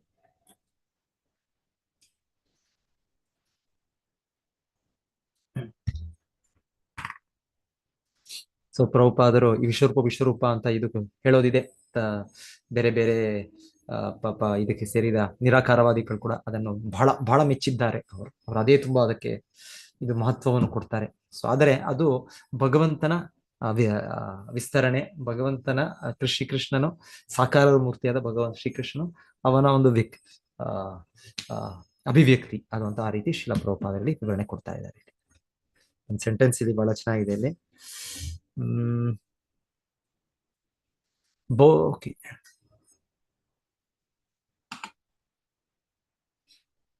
ತಾನು ಮೂಲ ದೇವೋತ್ತಮ ಪುರುಷನೆಂಬುದನ್ನು ನಿರಾಕಾರವಾದಿಗಳಿಗೆ ನಂಬಿಕೆ ಉಂಟು ಮಾಡಲು ಭಗವಾನ್ ಕೃಷ್ಣನು ಅರ್ಜುನನಿಗೆ ಈ ವಿಶ್ವರೂಪವನ್ನು ಅಥವಾ ವಿರಾಟ್ ರೂಪವನ್ನು ತೋರಿಸಿದ್ದಾನೆ. ಕೃಷ್ಣ ತೋರಿಸಿದ್ದು ವಿರಾಟ್ ರೂಪವನ್ನು, ಇದೇ ರೀತಿ ವಿರಾಟ್ ರೂಪವನ್ನು. ಸೊ ಹಾಗೆ ತೋರಿಸಿದ್ ಯಾಕೆ? ಅವನು ಹೀಗೆ ನಿರಾಕಾರವಾದಿಗಳಿಗೆ ನಂಬಿಕೆ ಉಂಟು ಮಾಡಲು, ತಾನು ಮೂಲ ದೇವೋತ್ತಮ ಪುರುಷನೆಂದು. ಸೊ ತನ್ನಿಂದ ಇದು ಬರ್ತಾ ಇದೆ, ಇದು ಅದೇ ಮೂಲವಲ್ಲ ಅನ್ನೋದಕ್ಕೆ ಅದು ಒಂದು ಕಾರಣ. ಅರ್ಜುನನಿಗೆ ತೋರಿಸಿದ್ದು ಎಷ್ಟೋ ಕಾರಣಗಳಿದೆ. ಸೊ ಇದು ಒಂದು ಕಾರಣ. ಕೃಷ್ಣನು ವಿರಾಟ್ ರೂಪವನ್ನು ತೋರಿಸುವುದಲ್ಲದೆ ವಿರಾಟ್ ರೂಪವು ಕೃಷ್ಣನನ್ನು ತೋರಿಸುವುದಲ್ಲ. ಸೊ ಇಲ್ಲ, ನಿರಾಕಾರವಾದಿಗಳು ಅನ್ಕೊಳ್ಳೋ ರೀತಿಯಲ್ಲಿ ಇದರ ವಿರಾಟ್ ರೂಪ ಇದೆ, ಮತ್ತೆ ಇದರ ಅಭಿವ್ಯಕ್ತಿಯಾಗಿ ಭಗವಂತನ ನಾನಾ ಅವತಾರಗಳಿದೆ. ಶ್ರೀರಾಮನಾಗಿ, ಶ್ರೀಕೃಷ್ಣನಾಗಿ, ನರಸಿಂಹನಾಗಿ, ವರಾಹ ಆಗಿ, ಇದೆಲ್ಲ ನಾವು ಅವತಾರಗಳು, ಭಗವಂತನ ದಿವ್ಯ ರೂಪಗಳು ಕೇಳ್ತೇವೆ ಭೌತಿಕ ಜಗತ್ತಿನಲ್ಲಿ. ಸೊ ಅವ್ರು ಅನ್ಕೊಳ್ಳೋದು ಇಲ್ಲ ಇಲ್ಲ ಇದೆಲ್ಲ ಇದಕ್ಕೆ ಮೂಲ ವಿರಾಟ್ ರೂಪ ಅಂತ. ಇಲ್ಲ ವಿರಾಟ್ ರೂಪ ಮೂಲ ಅಲ್ಲ, ಕೃಷ್ಣನು ಮೂಲವಾಗಿ ಸಾಕಾರ, ಇದೆಲ್ಲವೂ ಅವನ ಅಭಿವ್ಯಕ್ತಿ ಅಷ್ಟೇ. ಸೊ ಹಾಗೆ ಕೃಷ್ಣ ತೋರಿಸಿದ್ದು ಅರ್ಜುನನಿಗೆ ಆ ವಿರಾಟ್ ರೂಪ ದರ್ಶನದಲ್ಲಿ, ನೋಡಿ ನಾನು ತೋರಿಸ್ತೇನೆ ನಿನಗೆ ಏನು ವಿರಾಟ್ ರೂಪ ಇದೆ, ಅದರ ವಿವರಣೆ ನೀನು ಕೇಳಿದ್ಯಾ ಶಾಸ್ತ್ರದಲ್ಲಿ, ಸೊ ಅದನ್ನ ಈಗಲೂ ಕೂಡ ನಿನಗೆ ತೋರಿಸ್ತೇನೆ ನಾನು. ಸೊ ಹಾಗೆ ಭಗವಂತನು ಆ ಒಂದು ಬೃಹತ್ ರೂಪವನ್ನು ಅರ್ಜುನಿಗೆ ತೋರಿಸಿದ ವಿರಾಟ್ ರೂಪ, ವಿಶ್ವರೂಪ. ಸೊ ಅದನ್ನ ವಿಶ್ವರೂಪ ಅಂತ ಎಲ್ಲರೂ ಒಪ್ತಾರೆ. ಹೌದು, ಕೃಷ್ಣ ತೋರಿಸಿದ ವಿರಾಟ್ ರೂಪ, ಕೃಷ್ಣ ತೋರಿಸಿದ ವಿಶ್ವರೂಪ. ಸೊ ಆ ವಿಶ್ವರೂಪವು ಕೃಷ್ಣನಿಗೆ ಆಧಾರ ಆಗಿರೋದು. ಇಲ್ಲ, ವಿರಾಟ್ ರೂಪದಿಂದ ಕೃಷ್ಣನು ಬಂದಿಲ್ಲ, ಕೃಷ್ಣನಿಂದ ವಿರಾಟ್ ರೂಪ ಬಂದಿದೆ. ಕೃಷ್ಣನು ವಿರಾಟ್ ರೂಪವನ್ನು ತೋರಿಸುವುದಲ್ಲದೆ ವಿರಾಟ್ ರೂಪವು ಕೃಷ್ಣನನ್ನು ತೋರಿಸುವುದಲ್ಲ. ಆದುದರಿಂದ ವಿರಾಟ್ ರೂಪವು ಪರವ್ಯೋಮದಲ್ಲಿ ವ್ಯಕ್ತವಾಗಿರುವ ಭಗವಾನ್ ಕೃಷ್ಣನ ನಿತ್ಯ ರೂಪವಲ್ಲ, ಅದು ಭಗವಂತನ ಭೌತಿಕ ಅಭಿವ್ಯಕ್ತಿಯಾಗಿರುತ್ತದೆ. ಹಾಗೆಯೇ ಶಿಲ ಪ್ರಭುಪಾದರು ಇಲ್ಲಿ ಅರ್ಚಾ ವಿಗ್ರಹ, ಸೊ ಇದು ಕೂಡ ಭಗವಂತನ ಇದು ರೂಪಗಳು. ಸೊ ಇದರ ಅಸ್ತಿತ್ವ ಇದೆ. ಸೊ ಈ ರೀತಿಯಲ್ಲಿ ಹೇಳ್ತಾ ಇರೋದಿಲ್ಲಿ ಭಗವಂತನು ಇದರ ವಿರಾಟ್ ರೂಪ ಕೂಡ ಇದೆ. ಇದು ಒಂದು ರೀತಿ ನಾವು ಕೇಳ್ತಾ ಇದು ಕಾಲ್ಪನಿಕ ಅಂತ ಕೇಳಿ. ಕಾಲ್ಪನಿಕ ಅಂದ್ರೆ ಯಾವ ಅರ್ಥದಲ್ಲಿ ಅಂದ್ರೆ ಅದು ಆ ರೀತಿ ವೈಕುಂಠ ಲೋಕಗಳ ರೂಪಗಳ ತರ ಶಾಶ್ವತ ರೂಪಗಳಲ್ಲ, ಆದರೆ ಅದರ ಅಸ್ತಿತ್ವ ಇದೆ. ಅದೇ ಇಲ್ಲಿ ಹೇಳೋದು ನೋಡಿ, ಸ್ಪಷ್ಟವಾಗಿದೆ. ಆರಂಭಿಕ ಭಕ್ತರಿಗೆ ಅರ್ಚಾ ವಿಗ್ರಹ ಅಥವಾ ದೇವಾಲಯದಲ್ಲಿ ದೇವರ ಪೂಜಾ ವಿಗ್ರಹವು ಅದೇ ಬಗೆಯ ಅಭಿವ್ಯಕ್ತಿವಾಗಿರುತ್ತದೆ. ಅವುಗಳಿಗೆ ಭೌತಿಕ ಸಂಪರ್ಕವಿರುವುದಾದರೂ ವಿರಾಟ್ ರೂಪ, ಅರ್ಚಾರೂಪಗಳಂತಹ ಭಗವದ್ ರೂಪಗಳು ಎಲ್ಲವೂ ಭಗವಾನ್ ನಿತ್ಯ ರೂಪದಿಂದ ಬೇರೆಯಲ್ಲ. ಸೊ ಭಗವಾನ್ ಶ್ರೀಕೃಷ್ಣ ಮೂಲ ಸಾಕಾರ ರೂಪಗಳಿವೆ. ಸೊ ಹಾಗೆ ಇಲ್ಲಿ ಈ ಇದರಲ್ಲಿ ಪ್ರಭುಪಾದರು ಹೇಳ್ತಾ ಇರೋದು ವಿರಾಟ್ ರೂಪನೂ ಆಗ್ಬೋದು, ಇಲ್ಲ ಅಂದ್ರೆ ಅರ್ಚಾರೂಪಗಳು ಆಗ್ಬೋದು. ಇವೆಲ್ಲವೂ ಕೂಡ ಭಗವಂತನ ನಿತ್ಯ ರೂಪದಿಂದ ಬೇರೆಯಲ್ಲ. ಬೇರೆಯಲ್ಲ ಅಂದ್ರೆ ಇದಕ್ಕೆ ಒಂದು ರೀತಿ ಕಾಲ್ಪನಿಕ. ನಾವು ಆ ರೀತಿ ಕಾಲ್ಪನಿಕ ಅಂದ್ರೆ ಅದು ನಿತ್ಯ, ಅದಿಲ್ಲ, ಅದರ ಅಸ್ತಿತ್ವ ಇಲ್ಲ ಅಂತ ಆ ರೀತಿ ಅಲ್ಲ. ಇದೆ, ವಿರಾಟ್ ರೂಪ ಕೂಡ ಅದರ ಅಸ್ತಿತ್ವ ಇದೆ. ಆ ರೀತಿ ಒಂದು ಭಗವಂತನ ಇದು ಅಂತ ಅನ್ಕೊಳ್ಬಹುದು ನಾವು.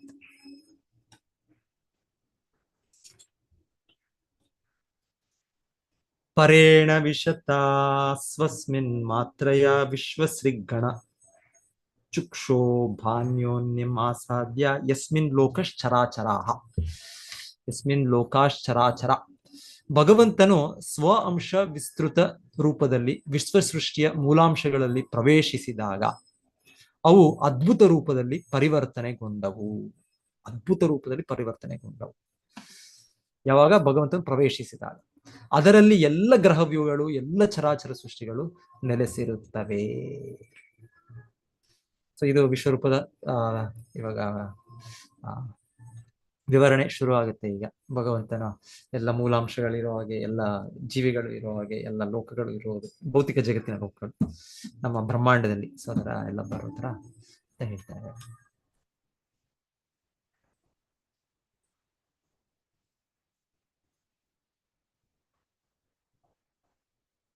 ಸೊ ಓದೋಣ, ಇದು ಯಾರಾದ್ರೂ ಓದಿ ಇದು ಭಾವಾರ್ಥ. ಓದ್ಲಾ ಪ್ರಭುಜಿ? ಹರೇ ಕೃಷ್ಣ. ಓದಿ ಮಾತಾಜಿ. ಛಾಯಾದೇವಿ ಮಾತಾಜಿ ಓದಿ ಮಾತಾಜಿ. ಚಿತ್ರಮಯಿ ಓದಿ. ಹರೇ ಕೃಷ್ಣ. ಓದಿ ಮಾತಾಜಿ. ಭಾವಾರ್ಥ ಶ್ರೀಲ ಪ್ರಭುಪಾದರಿಗೆ ಜಯವಾಗಲಿ. ವಿಶ್ವ ಸೃಷ್ಟಿಯ ಮೂಲಾಂಶಗಳೆಲ್ಲವೂ ಜಡವಾದುವು. ಅವುಗಳಲ್ಲಿ ಭಗವಂತನು ಸ್ವಾಂಶದಿಂದ ಪ್ರವೇಶ ಮಾಡದಿದ್ದರೆ ಅದಕ್ಕೆ ಗಾತ್ರದಲ್ಲಿ ಹೆಚ್ಚಳ ಮಾಡಿಕೊಳ್ಳಲು ಶಕ್ತಿ ಇರುವುದಿಲ್ಲ. ಇದರ ಅರ್ಥವೇನೆಂದರೆ, ಆಧ್ಯಾತ್ಮಿಕ ಸ್ಪರ್ಶವಿಲ್ಲದೆ ಜಡವಸ್ತುವು ಹಿಗ್ಗಲಾರದು ಅಥವಾ ಕುಗ್ಗಲಾರದು. ಜಡವಸ್ತುವು ಚೇತನದಿಂದಲೇ ಉತ್ಪತ್ತಿ ಆದದ್ದು. ಅದು ಹಿಗ್ಗುವುದು ಚೇತನ ಶಕ್ತಿಯ ಸ್ಪರ್ಶದಿಂದ ಮಾತ್ರ. ಅಲ್ಪ ಬುದ್ಧಿಯ ಜನರು ತಪ್ಪಾಗಿ ಭಾವಿಸಿರುವಂತೆ ಪೂರ್ಣ ವಿಶ್ವದ ಅಭಿವ್ಯಕ್ತಿಯು ತಾನಾಗಿಯೇ ಅದರ ಅದ್ಭುತ ರೂಪವನ್ನು ತಾಳಿಲ್ಲ. ಜಡದೊಳಗೆ ಚೇತನವಿರುವವರೆಗೆ ಜಡವು ಬೇಕಾದಂತೆ ವೃದ್ಧಿಯಾಗಬಲ್ಲುದು. ಆದರೆ ಚೇತನವಿಲ್ಲವಾದರೆ ಜಡದ ವೃದ್ಧಿ ನಿಂತು ಹೋಗುವುದು. ಉದಾಹರಣೆಗಾಗಿ, ಜೀವಿಯ ಭೌತಿಕ ಶರೀರದಲ್ಲಿ ಚೇತನ ಪ್ರಜ್ಞೆ ಇರುವವರೆಗೆ ದೇಹವು ಅಗತ್ಯವಾದ ಗಾತ್ರದವರೆಗೆ ವೃದ್ಧಿಯಾಗುತ್ತದೆ. ಮೃತವಾದ ಭೌತಿಕ ದೇಹವು ಅದರಲ್ಲಿ ಚೇತನ ಪ್ರಜ್ಞೆ ಇಲ್ಲದಿರುವುದರಿಂದ ಬೆಳೆಯುವುದಿಲ್ಲ. ಭಗವದ್ಗೀತೆಯಲ್ಲಿ ಅಧ್ಯಾಯ 2 ಚೇತನ ಪ್ರಜ್ಞೆಗೆ ಮಹತ್ವವನ್ನು ಕೊಡಲಾಗಿದೆಯಲ್ಲದೆ ದೇಹಕ್ಕಲ್ಲ. ನಾವು ನಮ್ಮ ಸಣ್ಣ ಶರೀರಗಳಲ್ಲಿ ಅನುಭವಿಸಿರುವಂತೆ ವಿಶ್ವರೂಪದ ದೇಹವು ಅದೇ ಪ್ರಕ್ರಿಯೆಯಂತೆ ಬೆಳೆದು ದೊಡ್ಡದಾಯಿತು. ಆದುದರಿಂದ ವ್ಯಕ್ತಿಗತವಾಗಿ ಅತಿ ಸೂಕ್ಷ್ಮವಾಗಿರುವ ಆತ್ಮವು ವಿಶ್ವರೂಪದ ಅದ್ಭುತಾಕಾರ ತಾಳಲು ಕಾರಣವೆಂದು ಮೂರ್ಖನಾಗಿ ವ್ಯಕ್ತಿಯು ಯೋಚಿಸಕೂಡದು. ವಿಶ್ವರೂಪವನ್ನು ವಿರಾಟ್ ರೂಪವೆಂದು ಕರೆಯಲು ಕಾರಣವೇನೆಂದರೆ, ಅದರೊಳಗೆ ಪರಮಪ್ರಭು ಭಗವಂತನು ಸ್ವಾಂಶದಿಂದ ಇರುತ್ತಾನೆ. Hare Krishna Prabhuji. Thank you very much Prabhuji. Hare Krishna Mataji. Sushila ಪ್ರಭುಪಾದರು ಇಲ್ಲಿ ನಮ್ಗೆ ಒಳ್ಳೆ ಉದಾಹರಣೆ.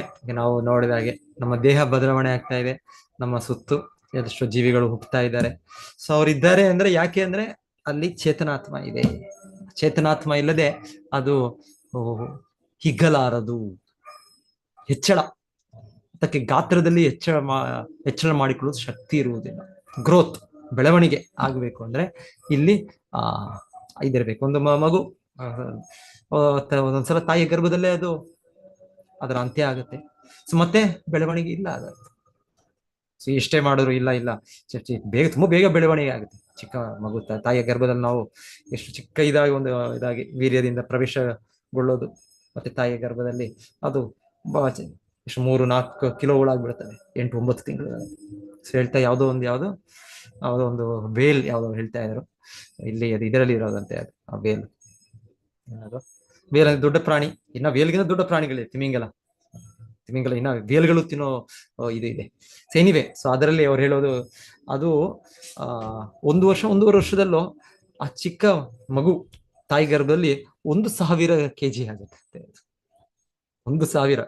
ಯಾಕಂದ್ರೆ ಅದು ದೊಡ್ಡದಾದ್ಮೇಲೆ ಅದು ವೇಲ್, ಅದು ದೊಡ್ಡದಾದ್ಮೇಲೆ ಇನ್ನ ಅದು ಎಷ್ಟೋ ಸಾವಿರ ಅದರ ಗಾತ್ರ. ಆದ್ರೆ ಅದು ಅಷ್ಟು ಚಿಕ್ಕ ಸಮಯದಲ್ಲಿ ತಾಯಿಯ ಗರ್ಭದಲ್ಲಿ 1,000 ಕಿಲೋ ಆದಷ್ಟು ಅದು ಬೆಳವಣಿಗೆ ಆಗುತ್ತೆ. ಆದರೆ ಸಪೋಸ್ ಆ ತಾಯಿಯ ಗರ್ಭದಲ್ಲಿ ಆ ಚಿಕ್ಕ ಮಗುವಾಗಿರೋ ಇದು ಅದರ ಏನೋ ಒಂದು ಕಾರಣಕ್ಕೆ ಅದರ ಅಂತ್ಯ ಆಯ್ತು. ಅದು ಬೆಳವಣಿಗೆ ಆಗುತ್ತಾ? ನಾವೇನಾದ್ರು ಮಾಡಿ ಇಲ್ಲ ಹೊರಗೆ ತರೋಣ, ನಾವು ICU ತರ, ನಾವು NICU ಮಕ್ಕಳಿಗೆ ವಿಶೇಷವಾಗಿ ಇನ್ನ ಏನೇನೋ ಇದೆ ಈಗ. ಅವರು ಕೂಡ ಆ ರೀತಿಯ ಒಂದು ಇದು ಕೊಡೋ ಇದಿದೆ, ವ್ಯವಸ್ಥೆಗಳಿದೆ ವಿಜ್ಞಾನಿಗಳಿಗೆ, ಇವತ್ತು ವೈದ್ಯರಿಗೆ. ಸೊ ಹಾಗಿಟ್ಟು ಆ ರೀತಿಯ ಒಂದು ನಾವು ಮನುಷ್ಯನ ಸತ್ತ ಮಗುನೋ ಇಲ್ಲಾಂದ್ರೆ ಒಂದು ಈ ರೀತಿಯ ಒಂದು ವೇಲ್, ಒಂದು ದೊಡ್ಡ ಇದೆ ಅದರ ಬೆಳವಣಿಗೆ ಅದಕ್ಕೆ ಆಗುತ್ತಾ? ಅದಕ್ಕೆ ಎಲ್ಲ ಅದಕ್ಕೆ ರಕ್ತನ ಇದಕ್ಕೆ ಹಾಕಿ ನಾವು ಎಲ್ಲ ಆಹಾರಗಳು ಕೊಡ್ತಾ, ಇಲ್ಲ ಅದಕ್ಕೆ ರಕ್ತ, ಯಾಕೆ ರಕ್ತ ಇದು ಬೇಕು ನಮಗೆ. ಅದರಿಂದ ಅವರು ಬೇರೆ ಬೇರೆ ರೀತಿಯಲ್ಲಿ ಪ್ರಯತ್ನ ಮಾಡಿ ಬೆಳವಣಿಗೆ ಆಗುತ್ತಾ. ಆ ಸತ್ ಮೇಲೆ ಆಯ್ತು, ಅಲ್ಲಿ ಚೇತನ ಅಲ್ಲಿ ದೇಹ ಬಿಟ್ಟು ಹೋದ್ಮೇಲೆ ಅದರ ಬೆಳವಣಿಗೆ ಆಗುತ್ತೆ? ಇಲ್ಲ, ಏನೂ ಆಗೋದಿಲ್ಲ. ಏನೂ ಆಗೋದಿಲ್ಲ. ಯಾಕೆ ಅಂದ್ರೆ ಅಲ್ಲಿ ಚೇತನಾತ್ಮ ಇಲ್ಲ. ಚೇತನಾತ್ಮ ಇರೋವರೆಗೂ ಮಾತ್ರ ಈ ತರ ಬೆಳವಣಿಗೆ ಆಗಕ್ಕೆ ಸಾಧ್ಯ. ಶ್ರೀಲ ಪ್ರಭುಪಾದರು ಈ ಒಂದು ಉದಾಹರಣೆ ಹೇಗೆ ನಾವು ನೋಡೋದು, ನಮ್ಮ ಜೀವನದಲ್ಲೇ ನಮ್ಮ ದೇಹದ ಬೆಳವಣಿಗೆ, ನಮ್ಮ ಸುತ್ತಮುತ್ತ ದೇಹಗಳ ಬೆಳವಣಿಗೆ ನಾವು ನೋಡೋದು ಚೇತನಾತ್ಮನ ಕಾರಣವಾಗೋದ್ರಿಂದ ಪ್ರಭುಪಾದರು ಹೇಳ್ತಾರೆ ವಿಶ್ವ ಸೃಷ್ಟಿ ಕೂಡ ಹಾಗೆ. ವಿಶ್ವ ಸೃಷ್ಟಿಗಳು ಇದಾಗಿದೆ. ಇದು ಈಗ ಚಿಕ್ಕದಿಂದ ದೊಡ್ಡದಾಗುತ್ತೆ. ಭಗವಂತ ಮಹಾವಿಷ್ಣುವಿಂದ ಬ್ರಹ್ಮಾಂಡವಾದ ಇದು ಬರುತ್ತೆ, ಮತ್ತೆ ಮಹತ್ತತ್ವ, ಆ ರೀತಿ ಎಲ್ಲ 23 ವಸ್ತುಗಳು ಇದಾಗಿದೆ. ಅದು ಕೂಡ ಬೆಳಿಬೇಕು. ಅದು ಬೆಳೆದು ದೊಡ್ಡದಾಯ್ತು. ಅದು ದೊಡ್ಡದಾಗ ಹಾಗೆ ನಮ್ಗೆ ಇಷ್ಟು ಬೃಹದಾಕಾರದ ಜಗತ್ತು ಕಾಣಿಸೋದು ನಮ್ಗೆ. ಸೊ ಈ ತರ ಬೆಳಿಬೇಕು ಅಂದ್ರೆ ಅದು ಬೆಳೆದಿದೆ ಅಂತ ಹೇಳಿದ್ರೆ ಅದು ಹೇಗೆ ಬೆಳೀತು ಅಂದ್ರೆ ಅದು ಕೃಷ್ಣ ಪರಮಾತ್ಮನ ನಿರ್ವಹಣೆಯಿಂದ, ಅವನ ಪ್ರವೇಶದಿಂದ ಅದು ಬೆಳವಣಿಗೆ ಆಗ್ತಾ ಇದೆ. ಸೊ ಈಗ ಇವರೇನ್ ಮಾಡ್ತಾರೆ ನಿರಾಕಾರವಾದಿಗಳು, ನೋಡಿ ಹೀಗೆ ನಾವು ಇರೋದ್ರಿಂದ ಈ ದೇಹ ಬೆಳೀತು. ಸೊ ಹಾಗೆ ಮೂಲವಾಗಿ ನಾವು ಈ ಸೃಷ್ಟಿಯನ್ನು ಬೆಳೆಸ್ಬಿಟ್ವಿ. ನಾವು ಬೆಳೆಸಿದ್ದಲ್ಲ, ನಾವು ತುಂಬಾ ಚಿಕ್ಕ ಆತ್ಮ. ಈ ದೇಹವನ್ನು ಕೃಷ್ಣ ಕೃಪೆಯಿಂದ ನಾವು ಬೆಳೆಸ್ಬೋದೇನೋ ಅಷ್ಟೇ, ಆದ್ರೆ ಈ ಸೃಷ್ಟಿಯನ್ನು ನಾವು ಬೆಳೆಸಕ್ಕಾಗೋದೇನೋ. ಅದು ಲಾಸ್ಟ್ ಏನ್ ಶ್ರೀಲ ಪ್ರಭುಪಾದರು ಹೇಳ್ತಾರೆ. ಏನ್ ಹೇಳ್ತಾ ಇದಾರೆ ಇಲ್ಲಿ, ನಾವು ನಮ್ಮ ಸಣ್ಣ ಶರೀರಗಳಲ್ಲಿ ಅನುಭವಿಸಿರುವಂತೆ ವಿಶ್ವರೂಪದ ದೇಹವು ಅದೇ ಪ್ರಕ್ರಿಯೆಯಂತೆ ಬೆಳೆದು ದೊಡ್ಡದಾಯಿತು. ಸೊ ನಮ್ಮದೇ ನಾವು ನೋಡಿ ಇದೇ ರೀತಿಯಲ್ಲಿ ಸೃಷ್ಟಿ ಕೂಡ ಆಗಿದ್ದು ಅಂತ ನಾವು ಅನ್ಕೋಬಹುದು. ಈ ವಿಜ್ಞಾನಿಗಳು ಹೇಳೋದ್ ರೀತಿಯಲ್ಲಿ ಏನೋ ಒಂದು ಬ್ಯಾಂಗ್ ಆಯ್ತು, ಇನ್ನೊಂದಾಯ್ತು, ಆ ಭಗವಂತನ ಪ್ರವೇಶ ಇಲ್ಲದೆ, ಅವನ ಕಾರ್ಯನಿರ್ವಹಣೆ ಇಲ್ಲದೆ ಅದು ದೊಡ್ಡದಾಗೋಯ್ತು. ಅದು ಇಲ್ಲ, ಆಗೋಕ್ ಸಾಧ್ಯ ಇಲ್ಲ ಅಂದ್ರೆ ಕೆಲವರು ಹಾಗೆ ಅನ್ಕೊಳ್ಳೋದು, ನಿರಾಕಾರವಾದಿಗಳು ಅನ್ಕೊಳ್ಳೋದು ಆದುದರಿಂದ ವ್ಯಕ್ತಿಗತವಾಗಿ ಅತಿ ಸೂಕ್ಷ್ಮವಾಗಿರುವ ಆತ್ಮವು ವಿಶ್ವರೂಪದ ಅದ್ಭುತಾಕಾರ ತಾಳಲು ಕಾರಣವೆಂದು ಮೂರ್ಖನಾಗಿ ವ್ಯಕ್ತಿ ಯೋಚಿಸಿಕೊಡೋದು. ಸೊ ಈ ನಿರಾಕಾರವಾದಿಗಳು ಮೂರ್ಖನಾಗಿ ಯೋಚಿಸೋದು. ಈ ರೀತಿ ನಾವೇ ಆ ರೀತಿಯ ಒಂದು ಪ್ರಜ್ಞೆ, ನಮ್ಮ ದೇಹವು ಹೇಗೆ ಬೆಳೀತೋ ಅದೇ ರೀತಿ ನಮ್ಮ ಇದರಿಂದ ಸೃಷ್ಟಿ ಆಗೋಯ್ತು. ಇಲ್ಲ, ವಿಶ್ವರೂಪವನ್ನು ವಿರಾಟ್ ರೂಪವೆಂದು ಕರೆಯಲು ಕಾರಣವೇನೆಂದರೆ ಅದರೊಳಗೆ ಪರಮಪ್ರಭು ಭಗವಂತನು ಸ್ವಾಂಶದಿಂದ ಇರುತ್ತಾನೆ. ಸೊ ನಾವು ವಿಶ್ವರೂಪ ಅಲ್ಲ, ನಾವು ವಿರಾಟ್ ರೂಪ ಅಲ್ಲ, ಅದು ಕೃಷ್ಣನ ಅಭಿವ್ಯಕ್ತಿ, ಕೃಷ್ಣನ ಇನ್ನೊಂದು ಅಭಿವ್ಯಕ್ತಿ.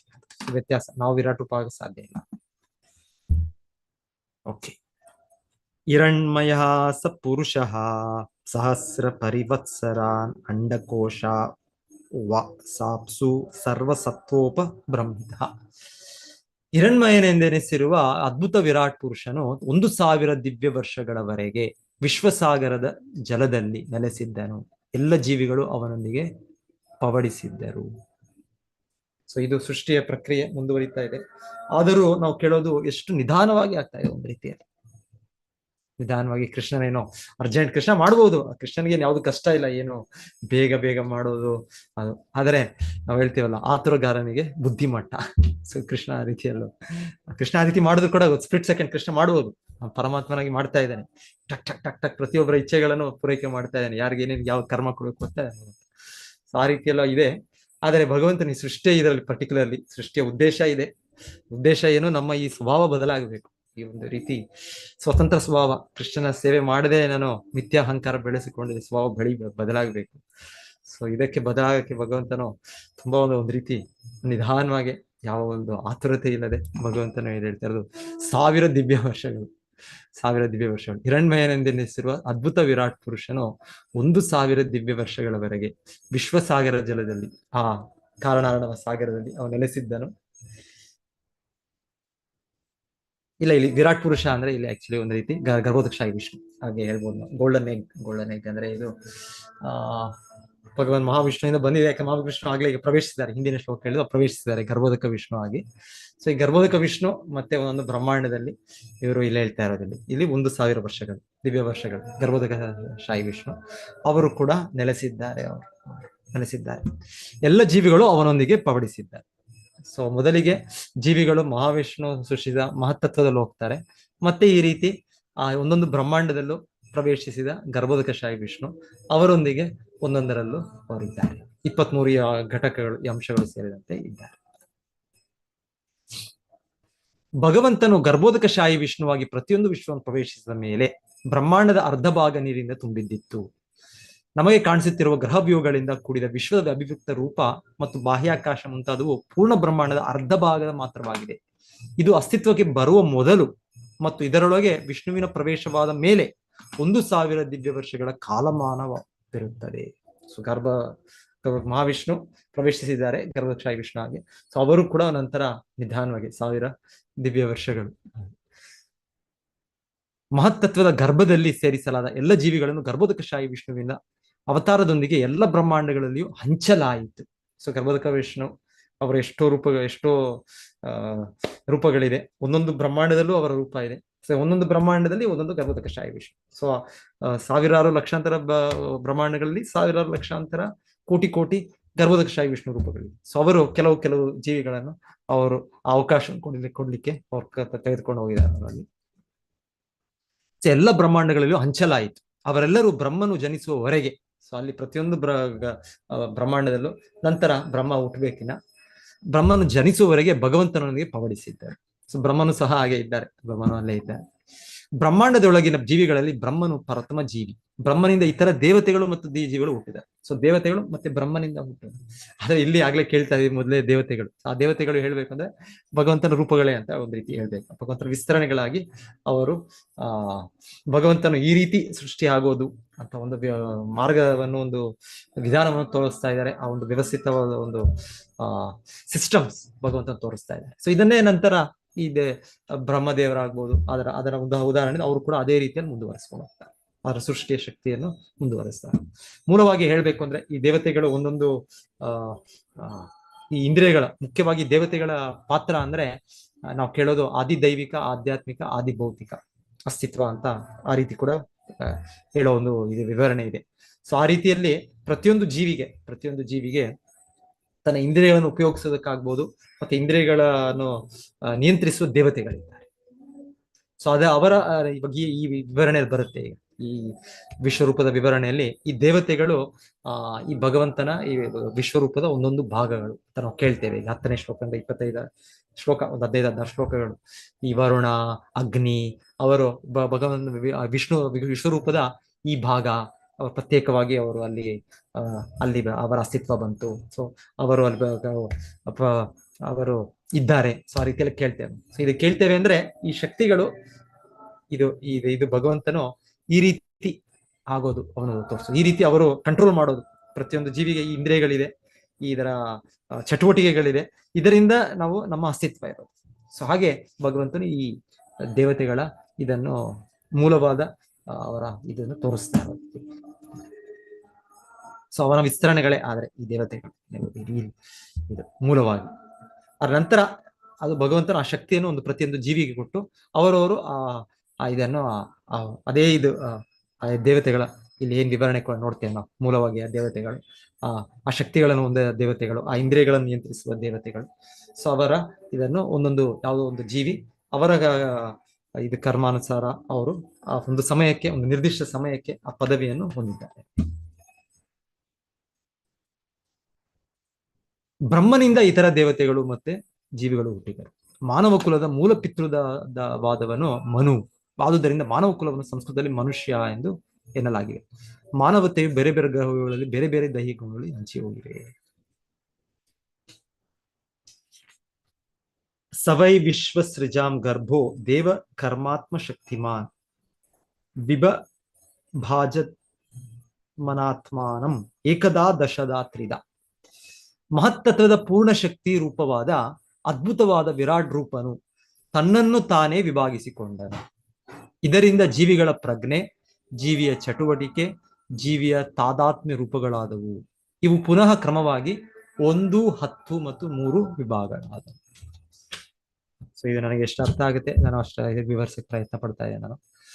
ಸೊ ಇಲ್ಲಿ ಹೇಳ್ತಾ ಇರೋದ್ರಲ್ಲಿ 1, 10, 3. ಸೊ ಇದು 1 ಅಂದ್ರೆ ಇದು ಚೇತನ ಅಂತ ಹೇಳ್ತಾರೆ. ಚೇತನ. ಸೊ ಭಗವಂತನ ಮೂಲವಾಗಿ ಚೇತನ.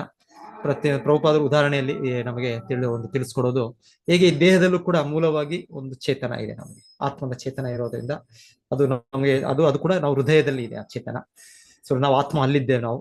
ಸೊ ಈ ಚೇತನ ಕೂಡ ಆ ಶಕ್ತಿ ಪಡೆಯೋದು ಪರಮಾತ್ಮನಿಂದ. ಆ ಚೇತನ ಶಕ್ತಿ, ಮೂಲ ಚೇತನ ಶಕ್ತಿ ಬರೋದು ಪರಮಾತ್ಮನಿಂದ. ಸೊ ಹಾಗೆ ಅದು ಅದು ಒಂದೇ ಅದು ಒಂದು. ಸೊ ಅದರಿಂದ ನಂತರ ಈ ಹತ್ತು ಅಂದ್ರೆ ಹೇಳ್ತಾರೆ ಒಂದು ರೀತಿ ಇಲ್ಲಿ ಗಾಳಿಗಳು, ಇಲ್ಲಿ ಏನ್ ಹೇಳ್ತಾರೆ ಏರ್, 10 ತರದ ಗಾಳಿಗಳಿದೆ. ಭೌತಿಕ ಜಗತ್ತಿನಲ್ಲಿ ನಮ್ಮ ಕಾರ್ಯಚಟುವಟಿಕೆಗಳಾಗಬೇಕು ಅಂದ್ರೆ ಇದರ ಒಂದು ಇದೆ, ಸೂಕ್ಷ್ಮವಾದ ಇದರ ಒಂದು ಶಕ್ತಿಗಳಿವೆ. ಅದರಿಂದ ನಮ್ಮ ಒಂದು ಅಸ್ತಿತ್ವ, ನನ್ನ ಒಂದು ಉಸಿರಾಟ, ನನ್ನ ಒಂದು ಜೀರ್ಣವಾಗುವುದು, ನನ್ನ ಒಂದು ಇನ್ನೊಂದು ಚಟುವಟಿಕೆಗಳಾಗೋದು, ನನ್ನ ಇಂದ್ರಿಯಗಳು, ಇದೆಲ್ಲವೂ ಕೂಡ ಈ ಒಂದು 10 ತರಹ ಗಾಳಿಗಳು. ಸೊ ಅದರ ಒಂದು ವಿಭಾಗ ಇಲ್ಲಿ ಹೇಳ್ತಾರೆ, 10 ರೀತಿಯಾಗಿ ಅದು ಆಯ್ತು ಅಂತ. ಮತ್ತೆ 3 ವಿಭಾಗಗಳಾಗಿ ಈ ಇಂದ್ರಿಯಗಳು ಅದು ಕೂಡ ಆಧ್ಯಾತ್ಮಿಕ, ಆದಿಭೌತಿಕ, ಆದಿಭೌತಿಕ. ಸೊ ಇದು ಸ್ವಲ್ಪ ಓದಿ ಎಲ್ಲರೂ, ಕೆಲವು ಮತ್ತೆ ಓದಿ ಇದು. ಸೊ ಸ್ವಲ್ಪ ಕ್ಲಾರಿಟಿ, ಸ್ಪಷ್ಟತೆ ನಮಗೆ ಸಿಗುತ್ತೆ. ಸೊ ಇದರ 1, 3, 10 ಆಗೋದು. ಸೊ ಮೊದಲಿಗೆ ಭಗವಂತನು ಅವನ ನಿರ್ವಹಣೆಯಿಂದ ಈ ಒಂದು ರೀತಿಯ ವಿಭಜನೆಯಾಗಿ 23 ಈ ಏನಿದೆ ಸಂಯೋಜನೆಗಳಿದೆ, ಇದು ಕೂಡ ಸೇರ್ತದೆ. ಇದು ಅಸೆಂಬಲ್ ಆಗುತ್ತೆ. ಇದು ಅಸೆಂಬ್ಲಿ, ಈಗೆಲ್ಲ ಬೇರೆ ಬೇರೆ ಆಗಿದೆ ಇದು 23, ಆದ್ರೆ ಇದು ಅಸೆಂಬ್ಲಿ ಆಗ್ಬೇಕಿದು. ಅಸೆಂಬ್ಲಿ ಆಗಿ ಮತ್ತೆ ವಿಶ್ವರೂಪದ ಒಂದು ಸೃಷ್ಟಿ ಆಗೋದು, ವಿಶ್ವರೂಪದ ಅಷ್ಟು ಬೃಹತ್ ರೂಪದ ದೇಹ ಸೃಷ್ಟಿ ಆಗೋ ರೀತಿಯಲ್ಲಿ ನಮ್ಮದು ಕೂಡ ಅದೇ ರೀತಿ 23 ಬೇರೆ ಬೇರೆ ವಿಭಿನ್ನ ಅಂಶಗಳಿದೆ. ಆದ್ರೆ ಭಗವಂತನ ಈ ರೀತಿ 1, 3, 10 ಆ ಬೇರೆ ಬೇರೆ ಶಕ್ತಿಗಳು, ಇದರಿಂದ ಈ 23 ಘಟಕಗಳು ಸೇರಿದಾಗ ನಮ್ಮ ದೇಹ ಕೂಡ ಸ್ಥಾಪನೆ ಆಗುತ್ತೆ. ಸೊ ಆ ರೀತಿ ಕೂಡ ನಾವ್ ಇದನ್ನ ಅರ್ಥ ಮಾಡ್ಕೊಳ್ಬಹುದು. ಇದೇ ರೀತಿ ಆದ್ರೆ ಮೂಲವಾಗಿ ಇಲ್ಲಿ ಹೇಳ್ತಾರೆ, ಮೂಲವಾಗಿ ಹೇಗಾಗಿತ್ತು, ಮೂಲವಾಗಿ ವಿಶ್ವರೂಪದ ಇದು ಈ ರೀತಿ ಆಯ್ತು ಅಂತ. ಇದು ಕೂಡ ಅದೇ ಪ್ರಿನ್ಸಿಪಲ್ ಭಗವಂತನ ಮಾಡಿದ್ದು ಅದೇ ರೀತಿ. ಇವಾಗ ನಮ್ದು ಹೇಗೆ ನಡೀತಾ ಇದೆ, ನಮ್ಮ ಚಟುವಟಿಕೆ ಇದು ಹೇಗೆ ನಡೀತಾ ಇದೆ, ವಿಜ್ಞಾನಿಗಳು, ವೈದ್ಯರು ಒಂದು ರೀತಿ ಫಿಸಿಯಾಲಜಿ, ಅವರವರ ಬೇರೆ ಬೇರೆ ಇದಿದೆ. ದೇಹ ಈ ರೀತಿ ಮಾಂಸ ಇದೆ, ಈ ರೀತಿ ಇದಿದೆ, ಅದಿದೆ ಅಂತ, ಅನಾಟಮಿ ಈ ರೀತಿ ಎಲ್ಲ ಹೇಳ್ತಾರೆ. ಆದ್ರೆ ಅದನ್ನ ಹೇಗೆ ನಡೆಯೋದು, ಅದು ಇನ್ನೊಂದು ಅದನ್ನ ಚಲನೆ ಮಾಡುವ ಇದು, ಅದನ್ನ ಫಿಸಿಕ್ಸ್ ಹೇಗೆ ಪ್ರತಿಯೊಂದು ಇದೆ, ಅದೇ ಫಿಸಿಯಾಲಜಿ ಅಂತ ಒಂದು ಮಾಡಿ ಅದು ಹೇಗೆ ನಡೆಯುತ್ತೆ ಅಂತ ಅವರ ಒಂದು ವಿವರಣೆ ಇದೆ. ಸೊ ಎಲ್ಲವೂ ಇದೆ. ಸೊ ಅವರವರ ಚಿಂತನೆಯಲ್ಲಿ ಅವರವರ ಶಕ್ತಿ ಅರ್ಥ ಆಗೋ ರೀತಿಯಲ್ಲಿ ಅವ್ರು ಮಾಡ್ತಾ ಇದ್ದಾರೆ. ಆದ್ರೆ ವೈದಿಕ ರೀತಿಯಲ್ಲಿ ಇನ್ನ ಇದು ಸೂಕ್ಷ್ಮವಾಗಿದೆ, ಇನ್ನ ಒಂದು ವೈಜ್ಞಾನಿಕವಾಗಿದೆ. ಇದು ಪ್ರಭುಪಾದರ ವಿವರಣೆ ಬರುತ್ತೆ ಇಲ್ಲಿ 10 ರೀತಿಯ ಗಾಳಿಗಳು. ಸೊ ಅದನ್ನ ಅರ್ಥ ಮಾಡ್ಕೊಳ್ಳೋ ಪ್ರಯತ್ನ ಮಾಡೋಣ. ಇದ್ರಲ್ಲ ನೆಕ್ಸ್ಟ್ ಅಲ್ಲೂ ಬರುತ್ತೆ.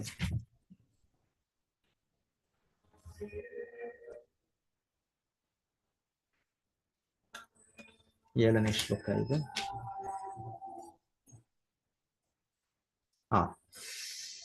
ನಾನೇ ಓದ್ತೇನೆ.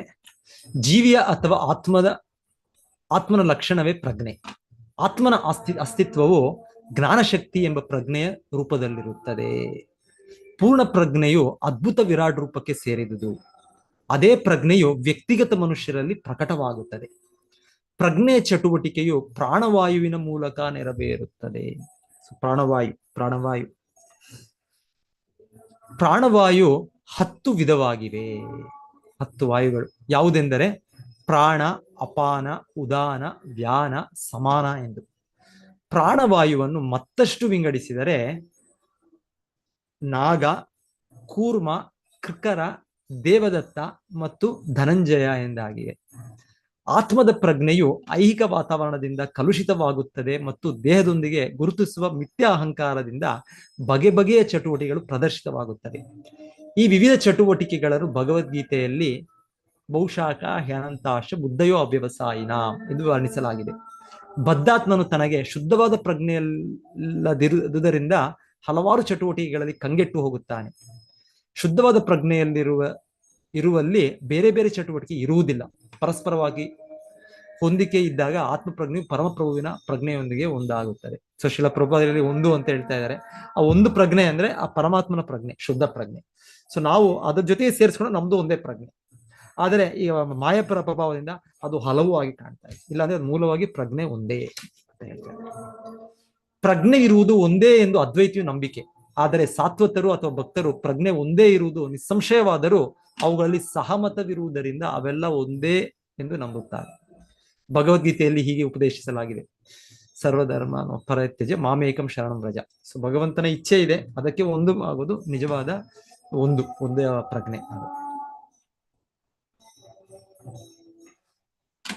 ಅದರಂತೆ ವ್ಯಕ್ತಿ ಪ್ರಜ್ಞೆಯನ್ನು ಭಗವತ್ ಪ್ರಜ್ಞೆಯಲ್ಲಿ ಜೋಡಿಸಿಕೊಳ್ಳಬೇಕೆಂದು ಸೂಚಿಸಲಾಗಿದೆ. ಇದರಿಂದ ಪ್ರಜ್ಞೆಯ ಪರಿಶುದ್ಧತೆಯನ್ನು ಕಾಪಾಡಬೇಕು. ಪ್ರಜ್ಞೆಯ ಚಟುವಟಿಕೆಗಳನ್ನು ನಿಲ್ಲಿಸಲು ಪ್ರಯತ್ನಿಸುವುದು ಮೂರ್ಖತನ ಎನಿಸುವುದು. ಆದರೆ ಅದನ್ನು ಪರಮಪ್ರಭುವಿನೊಂದಿಗೆ ಜೋಡಿಸಿಕೊಂಡಾಗ ಪರಿಶುದ್ಧಗೊಳಿಸಬಹುದು. ಪರಿಶುದ್ಧಿಯ ಪ್ರಮಾಣಕ್ಕೆ ಅನುಸಾರವಾಗಿ ಈ ಪ್ರಜ್ಞೆಯನ್ನು 3 ಬಗೆಯಾಗಿ ವಿಭಜಿಸಬಹುದು. ಆಧ್ಯಾತ್ಮಿಕ ಅಥವಾ ದೇಹ ಮನಸ್ಸುಗಳೊಂದಿಗೆ ತಾದಾತ್ಮ್ಯ, ಆದಿಭೌತಿಕ ಅಥವಾ ಭೌತಿಕ ವಸ್ತುಗಳಿಗೆ ತಾದಾತ್ಮ್ಯ, ಮತ್ತು ಅಧಿದೈವಿಕ ಅಥವಾ ಭಗವಂತನ ದಾಸನಾಗಿ ತಾದಾತ್ಮ್ಯ. ಈ 3ರಲ್ಲಿ ಅಧಿದೈವಿಕ ತಾದಾತ್ಮ್ಯವು ಭಗವಂತನ ಇಚ್ಛೆಯನ್ನು ಅನುಸರಿಸಿ ಕೈಗೊಳ್ಳುವ ಪ್ರಜ್ಞಾಶುದ್ಧಿಯ ಪ್ರಾರಂಭವಾಗಿರುತ್ತದೆ.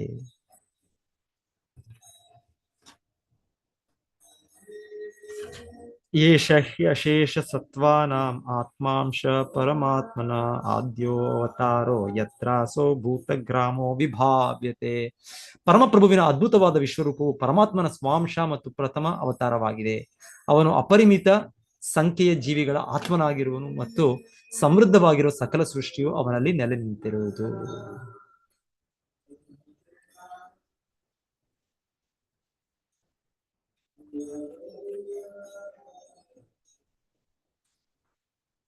ಸಾಧ್ಯಾತ್ಮ ಸಾಧಿದೈವಶ್ಚ ಸಾಧಿಭೂತೋ ಇತಿ ತ್ರಿಧಃ ವಿರಾಟ್ ಪ್ರಾಣೋ ದಶವಿಧ ಏಕದಾ ಹೃದಯೇನ ಚ. ಅದ್ಭುತ ವಿಶ್ವರೂಪವು 3, 10 ಮತ್ತು 1 ಇವುಗಳ ಪ್ರಾತಿನಿಧಿಕವಾಗಿವೆ. ಯಾವ ಅರ್ಥದಲ್ಲೆಂದರೆ ಅವನೇ ದೇಹ, ಮನಸ್ಸು ಮತ್ತು ಇಂದ್ರಿಯಗಳಾಗಿರುತ್ತಾನೆ. ಅವನು 10 ವಿಧದ ಜೀವಶಕ್ತಿಗಳಿಂದ ಎಲ್ಲ ಚಾಲನೆಗಳಿಗೂ ಚೇತನ ಬಲವಾಗಿರುವನು ಮತ್ತು ಅವನು ಜೀವಶಕ್ತಿ ಸಂಚಾರಕ್ಕೆ ನೆಲೆಯಾಗಿರುವ ಒಂದೇ ಆದ ಹೃದಯನಾಗಿರುತ್ತಾನೆ. ಸೊ ಇದೆ ಏಕದಶ 3 ಹಿಂದೆ ಹೇಳಿದ್ದು. ಭಗವಂತನು ಈ ರೀತಿ 1, 3, 10 ಆಗಿ ಇದರ ನಂತರ ಸೃಷ್ಟಿಯನ್ನು ಮುಂದುವರಿಸಿಕೊಂಡು ಹೋಗಿದ್ದು ಅಂತ ಅದರ ವಿವರಣೆ ಇದು ಮುಂದೆ ಹೇಳ್ತಾ ಇರೋದು. ಭಾವಾರ್ಥದಲ್ಲಿ ಸ್ವಲ್ಪ ಶ್ರೀಲ ಪ್ರಭುಪಾದರು ಹೇಳ್ತಾರೆ, ಚೆನ್ನಾಗಿ ಇದರ ವಿವರಣೆ ಇದೆ. ಭಗವದ್ಗೀತೆಯಲ್ಲಿ ಹೀಗೆ ಹೇಳಿದೆ.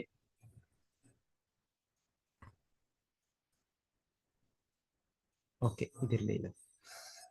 ನೆಕ್ಸ್ಟ್, ಶರೀರದ ಚಲನೆಗಳು ಮೊದಲು ಉಂಟಾಗುವುದು ಹೃದಯದಿಂದ ಮತ್ತು ಶರೀರದ ಎಲ್ಲ ಚಟುವಟಿಕೆಗಳು ಸಾಧ್ಯವಾಗುವುದು ಶರೀರದೊಳಗಿನ ದಶವಿಧ ವಾಯುಗಳಿಂದ ಬಲಗೊಂಡ ಇಂದ್ರಿಯಗಳಿಂದ.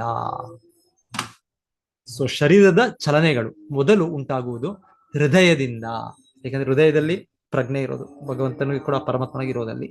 ಮತ್ತು ಶರೀರದ ಎಲ್ಲ ಚಟುವಟಿಕೆಗಳು ಸಾಧ್ಯವಾಗುವುದು ಶರೀರದೊಳಗಿನ ದಶವಿಧ ವಾಯುಗಳಿಂದ ಬಲಗೊಂಡ ಇಂದ್ರಿಯಗಳಿಂದ. ಸೊ ದಶವಿಧ ವಾಯುಗಳ ವಿವರ ಹೀಗಿದೆ. ಸೊ ಆಗಲೇ ನಾವು ದಶವಿಧ ವಾಯುಗಳು ಅಂತ ಹಿಂದೆ ಒಂದು ಭಾವಾರ್ಥದಲ್ಲಿ ಕೇಳಿದ್ವಿ. ಸೊ ಪ್ರಭುಪಾದರು ಅದರ ವಿವರಣೆ ಕೊಡ್ತಾ ಇದ್ದಾರೆ. ಉಸಿರಾಡುವಾಗ ಮೂಗಿನ ಮೂಲಕ ಹಾದು ಹೋಗುವಂತಹುದು ಪ್ರಾಣವಾಯು. ಸೊ ನಮ್ಮ ಮೂಗಿನ ಇದಿದೆ. ಸೊ ಇಲ್ಲಿ ಬರೋದು ಪ್ರಾಣವಾಯು ಅಂತ ಹೇಳ್ತಾರೆ. ಗುದದ ಮೂಲಕ ಹೊರಗೆ ಹೋಗುವಂತಹುದು ಅಪಾನವಾಯು. ನಮ್ಮ ಮಲ ವಿಸರ್ಜನೆ ನಾವು ಗುದ ಅಲ್ಲಿಂದ, ಸೊ ಅಲ್ಲೇ ಹೇಳ್ತಾ ಇರೋದೇ ಅಲ್ಲಿಂದ ಹೋಗೋದು ಅಪಾನವಾಯು. ಅಲ್ಲೂ ಒಂದು ವಾಯು ಇದೆ, ಅಲ್ಲೂ ಒಂದು ವಾಯು ಚಲನೆಯಲ್ಲಿದೆ ಅದು. ಸೊ ನಮಗೆ ಅದರ ಅನುಭವ ಇದೆ. ಆ ರೀತಿ ಆ ಚಲನೆ ಇರೋದ್ರಿಂದನೇ ನಮಗೆ ಅದು ಮಲ ವಿಸರ್ಜನೆ ಆಗೋದು. ಸೊ ಹಾಗೆ ಜಠರದಲ್ಲಿ ಆಹಾರವನ್ನು ಜೀರ್ಣಿಸುವುದು ಮತ್ತು ತೇಗಿನ ರೂಪದಲ್ಲಿ ಧ್ವನಿ ಮಾಡುವುದು ಸಮಾನ. ಸೊ ಹೀಗೆ ಕೆಳಗೆ ಹೋಗೋದಕ್ಕೆ ಒಂದು ವಾಯು ಅಲ್ಲಿ ಇದೆ. ಸೊ ಅದೇ ರೀತಿಯಲ್ಲಿ ಮೇಲೆಗೆ ಹೋಗುವ ಒಂದು ವಾಯು ಇದೆ ಅಂತ ಹೇಳ್ತಾರೆ. ಮೇಲೆಗೆ ಅಂದ್ರೆ ನಮಗೆ ಇದು ಏನಾಗುತ್ತೆ, ನಮಗೆ ಆಹಾರ ತಗೊಂಡ್ಮೇಲೆ ನಮಗೆ ಜೀರ್ಣ ಆಗೋ ರೀತಿ ಒಂದು ಇದು ಬರುತ್ತೆ ನಮಗೆ. ಸೊ ಅದು ಬರೋದು, ಅದು ಹೇಳ್ತಾ ಇರೋದು, ಅದು ಏನ್ ಹೇಳ್ತಾ ಇರೋದಕ್ಕೆ ಸಮಾನ. ಧ್ವನಿ ಜಠರದಲ್ಲಿ ಆಹಾರವನ್ನು ಜೀರ್ಣಿಸುವುದು ಮತ್ತು ತೇಗು ಬರುತ್ತೆ ನಮಗೆ, ಬರೋದು ಅದ ರೂಪ ಧ್ವನಿ ಮಾಡುವುದು ಸಮಾನ. ಅದು ಒಂದು ರೀತಿಯ ಗಾಳಿ. ಸೊ ಎಲ್ಲವೂ ಸರಿಯಾದ ರೀತಿಯಲ್ಲಿ ಕೆಲಸ ಮಾಡಿದ್ರೆ ನಮ್ಮ ಸರಿಯಾದ ಒಂದು ನಮಗೆ ಆರೋಗ್ಯವಾಗಿ ನಮ್ಮ ಅಸ್ತಿತ್ವ ಆಗುತ್ತೆ. ನಮ್ಮ ಚಟುವಟಿಕೆಗಳು, ನಮ್ಮ ದೇಹವು ಮುಂದುವರಿಯುತ್ತೆ, ನಮ್ಮ ಇಚ್ಛೆಗಳನ್ನು ಪೂರೈಕೆ ಮಾಡುವ ನಮ್ಮ ಜೀವನ ಮುಂದುವರಿಯುತ್ತೆ. ಸೊ ಇದನ್ನು ಅಪಾನ ವಾಯು ಅಂತ ಹೇಳ್ತಾರೆ. ಕೆಳಗೆ ಹೋಗೋದು ಇದಕ್ಕೆ ಹೇಳೋದು ಸಮಾನ ವಾಯು. ಕೆಳಗೆದು ಅಪಾನ ವಾಯು, ಮತ್ತೆ ಉಸಿರಾಟ ತೆಗೆಯೋದು ಪ್ರಾಣವಾಯು, ಮತ್ತೆ ಮೇಲೆ ತೇಗು ಬರೋದು ಸಮಾನ ವಾಯು. ಗಂಟಲಿನ ಮೂಲಕ ಸಾಗುವ ಮತ್ತು ಅದರ ಕಡೆಯಿಂದ ಉಸಿರು ಕಟ್ಟುವುದು ಉದಾನ. ಸೊ ಗಂಟಲು, ಸೊ ಸ್ವಲ್ಪ ನಂಗೆ ಇಲ್ಲಿ ಪ್ರಾಣವಾಯುನು ಕೂಡ ಇಲ್ಲ ಇದೆ, ಮತ್ತೆ ಗಂಟಲಿನಲ್ಲಿ ಇನ್ನ ಮುಂದುವರಿಸಿ ಹೇಳ್ತಾ ಇರೋದು ಅದನ್ನು ಉದಾನ ವಾಯು ಅಂತ ಹೇಳ್ತಾರೆ. ಸೊ ಅದನ್ನ ನಿಲ್ಲಿಸ್ಬಿಟ್ರೆ, ಸಪೋಸ್ ನಾವು ನಿಲ್ಲಿಸ್ಬಿಟ್ರೆ ಅವಾಗ ಕೂಡ ನಾವು ನಮ್ಮ ಜೀವನ ಫಿನಿಶ್. ಸೊ ಅದು ಬೇಕು, ಅದರ ಚಲನೆ ಆಗ್ಬೇಕು, ಅದು ಗಂಟಲಿನಿಂದ ಹೋಗ್ಬೇಕು, ಮೂಗಿನಿಂದ ಹೋಗಿಲ್ಲ ಅಂದ್ರೆ ಬಾಯಿನಿಂದ ಆದ್ರೂ ಉಸಿರಾಡ್ಬೇಕು ನಾವು. ಸೊ ಇಲ್ಲಾಂದ್ರೆ ಇವರು ಮಾಡ್ತಾರೆ ಮೆಷಿನ್ಗಳ ಮೂಲಕ, ವೈದ್ಯರು ಅದರೊಳಗೆ ವಾಯಿಂದ ತಳ್ತಾರೆ. ಸೊ ಎನಿವೆ, ಸೊ ಅದು ಮೂಲವಾಗಿ ಅದು ನ್ಯಾಚುರಲ್ ಆಗಿ ಭಗವಂತನು ಸೃಷ್ಟಿ ಮಾಡಿದ್ದಾನೆ. ಅದರ ಸರಿಯಾದ ರೀತಿಯಲ್ಲಿ ಇದ್ರೆ ಸರಿಯಾದಾಗಿ ನಮ್ಮ ಈ ಈ ದೇಹದ ಒಂದು ಅಸ್ತಿತ್ವ ಮುಂದುವರಿಯುತ್ತೆ. ಇಲ್ಲಿ ಹೇಳ್ತಾ ಇರೋದು ಇದರಲ್ಲಿ ಗಂಟಲಿನಲ್ಲಿ ಇರುವ ವಾಯುವನ್ನು ಉದಾನ ಅಂತ ಹೇಳಿ ಉಸಿರು ಕಟ್ಟುವುದು, ಗಂಟಲಿನ ಮೂಲಕ ಸಾಗುವ ಮತ್ತು ಅದರ ಕಡೆಯಿಂದ ಉಸಿರು ಕಟ್ಟುವುದು ಉದಾನ ವಾಯು. ಇಡೀ ಶರೀರದಲ್ಲಿ ಎಲ್ಲ ಕಡೆಯೂ ಸುತ್ತಾಡುವಂತಹುದು ವ್ಯಾನ. ಸೊ ಇನ್ನೊಂದು ರೀತಿಯ ವಾಯು ಇದೆ ಅಂತ ಹೇಳ್ತಾರೆ ಪ್ರಜ್ಞೆ. ನಮಗೆ ಪ್ರಜ್ಞೆ ಎಲ್ಲ ದೇಹದಲ್ಲೂ ಕೂಡ ಎಲ್ಲ ಭಾಗಗಳು ಕೂಡ ನಮಗೆ ಗೊತ್ತಾಗ್ತಾ ಇದೆ ನಮಗೆ ಸೊ ಇವರು ಹೇಳ್ತಾರೆ ನರಗಳಿದೆ, ನರಗಳ ಮೂಲಕ ಏನೋ ಒಂದು ನಮಗೆಲ್ಲ ಗೊತ್ತಾಗ್ತಾ ಇದೆ ಏನೋ, ಆದ್ರೆ ವೈದಿಕ ಇದರ ಇಲ್ಲಿ ಕೊಡೋ ವಿವರಣೆ ಪ್ರಕಾರ ಅದು ಒಂದು ಕೂಡ ವಾಯು. ಸೊ ವಾಯು ಅದು ಎಲ್ಲ ದೇಹಕ್ಕೆ ಕೂಡ ಅದರ ನಮಗೆ ಕೊನೆ ಮೂಲೆಯೂ ಕೂಡ ಒಂದು ಕಡೆ ಕೂದಲು, ಒಂದು ಕಡೆ ಕಾಲು, ಒಂದು ಕಡೆ ಕೈ, ಎಲ್ಲೆಲ್ಲಿದ್ರು ನನಗೆ ಆ ಪ್ರಜ್ಞೆ ಬರ್ತಾ ಇದೆ. ಸೊ ಇದು ಇಡೀ ಶರೀರದಲ್ಲಿ ಎಲ್ಲ ಕಡೆ ಸುತ್ತಾಡುವಂಥದ್ದು ವ್ಯಾನವಾಯು. ಈ 5 ಬಗೆಯ ವಾಯುಗಳಿಗಿಂತ ಸೂಕ್ಷ್ಮವಾಗಿರುವ ಇತರ ವಾಯುಗಳು ಇವೆ. ಸೊ ಇನ್ನ ಬೇರೆ ಬೇರೆ ರೀತಿ. ಸೊ ಈ ವ್ಯಾನವಾಯು ಅಷ್ಟೇ, ಇದೆಲ್ಲ ಸ್ವಲ್ಪ ಅರ್ಥ ಆಗುತ್ತೆ ನಮ್ಗೆ. ಪ್ರಾಣವಾಯು, ಅಪಾನವಾಯು, ಸಮಾನವಾಯು, ಸೊ ಉದಾನವಾಯು, ವ್ಯಾನವಾಯು. ವ್ಯಾನ ಇನ್ನೊಂದು ಅದಕ್ಕಿಂತ ಸೂಕ್ಷ್ಮವಾದದ್ದು, ಅದಕ್ಕಿಂತ ಸೂಕ್ಷ್ಮವಾದ ಇನ್ನ 5 ವಾಯುಗಳಿವೆ ಅಂತ ಹೇಳ್ತಾರೆ. ಈ 5 ಬಗೆಯ ವಾಯುಗಳಿಗಿಂತ ಸೂಕ್ಷ್ಮವಾಗಿರೋ ಇತರ ವಾಯುಗಳು ಇವೆ. ಸೊ ಆ ವಾಯುಗಳು ಹೇಗೆ ಅದರ ವಾಯುಗಳನ್ನ ನಾವು ಅರ್ಥ ಮಾಡ್ಕೊಳ್ಬಹುದು ಅಂದ್ರೆ ಇಲ್ಲಿ ಹೇಳ್ತಾರೆ, ಕಣ್ಣುಗಳನ್ನು, ಬಾಯಿ ಮುಂತಾದವನ್ನು ತೆರೆಯಲು ಅನುಕೂಲ ಪಡಿಸುವ ವಾಯುವನ್ನು ನಾಗವಾಯು ಎನ್ನುತ್ತಾರೆ. ಸೊ ನಾಗವಾಯು ಅನ್ನೋದು ಇನ್ನೊಂದು 6ನೇದು ಇದು. ಸೊ ಇದರಿಂದ ಕಣ್ಣು ನಾವು ಮಿಟುಕಿಸ್ತೇವೆ, ಕಣ್ಣು ಚಲನೆ ಆದ್ರೇನೆ ನಮ್ಗೆ ನಮ್ಗೆ ಕಾಣಿಸೋದು. ನಮ್ಗೆ ಹಾಗೆ ಕಣ್ಣು ಹಾಗೇ ಇದ್ರೆ ಅದಷ್ಟೇ, ಅದು ಯಾಕಂದ್ರೆ ಭಗವಂತನ ಮಾಡಿರೋ ಈ ಮೆಷಿನ್ ಯಂತ್ರ, ಈ ಯಂತ್ರವನ್ನು ಅದಕ್ಕೆ ಲುಬ್ರಿಕೇಶನ್ ಅದಕ್ಕೆ ಬೇಕು, ಅದಕ್ಕೆ ನೀರು ಬೇಕು, ಇನ್ನೊಂದು ಬೇಕು, ಎಲ್ಲ ಬೇಕು ಅದಕ್ಕೆ. ಸೊ ಭಗವಂತನ ಆ ರೀತಿ ಅದು ಮುಚ್ಚುತ್ತೆ, ಅದು ತೆಗೆಯುತ್ತೆ.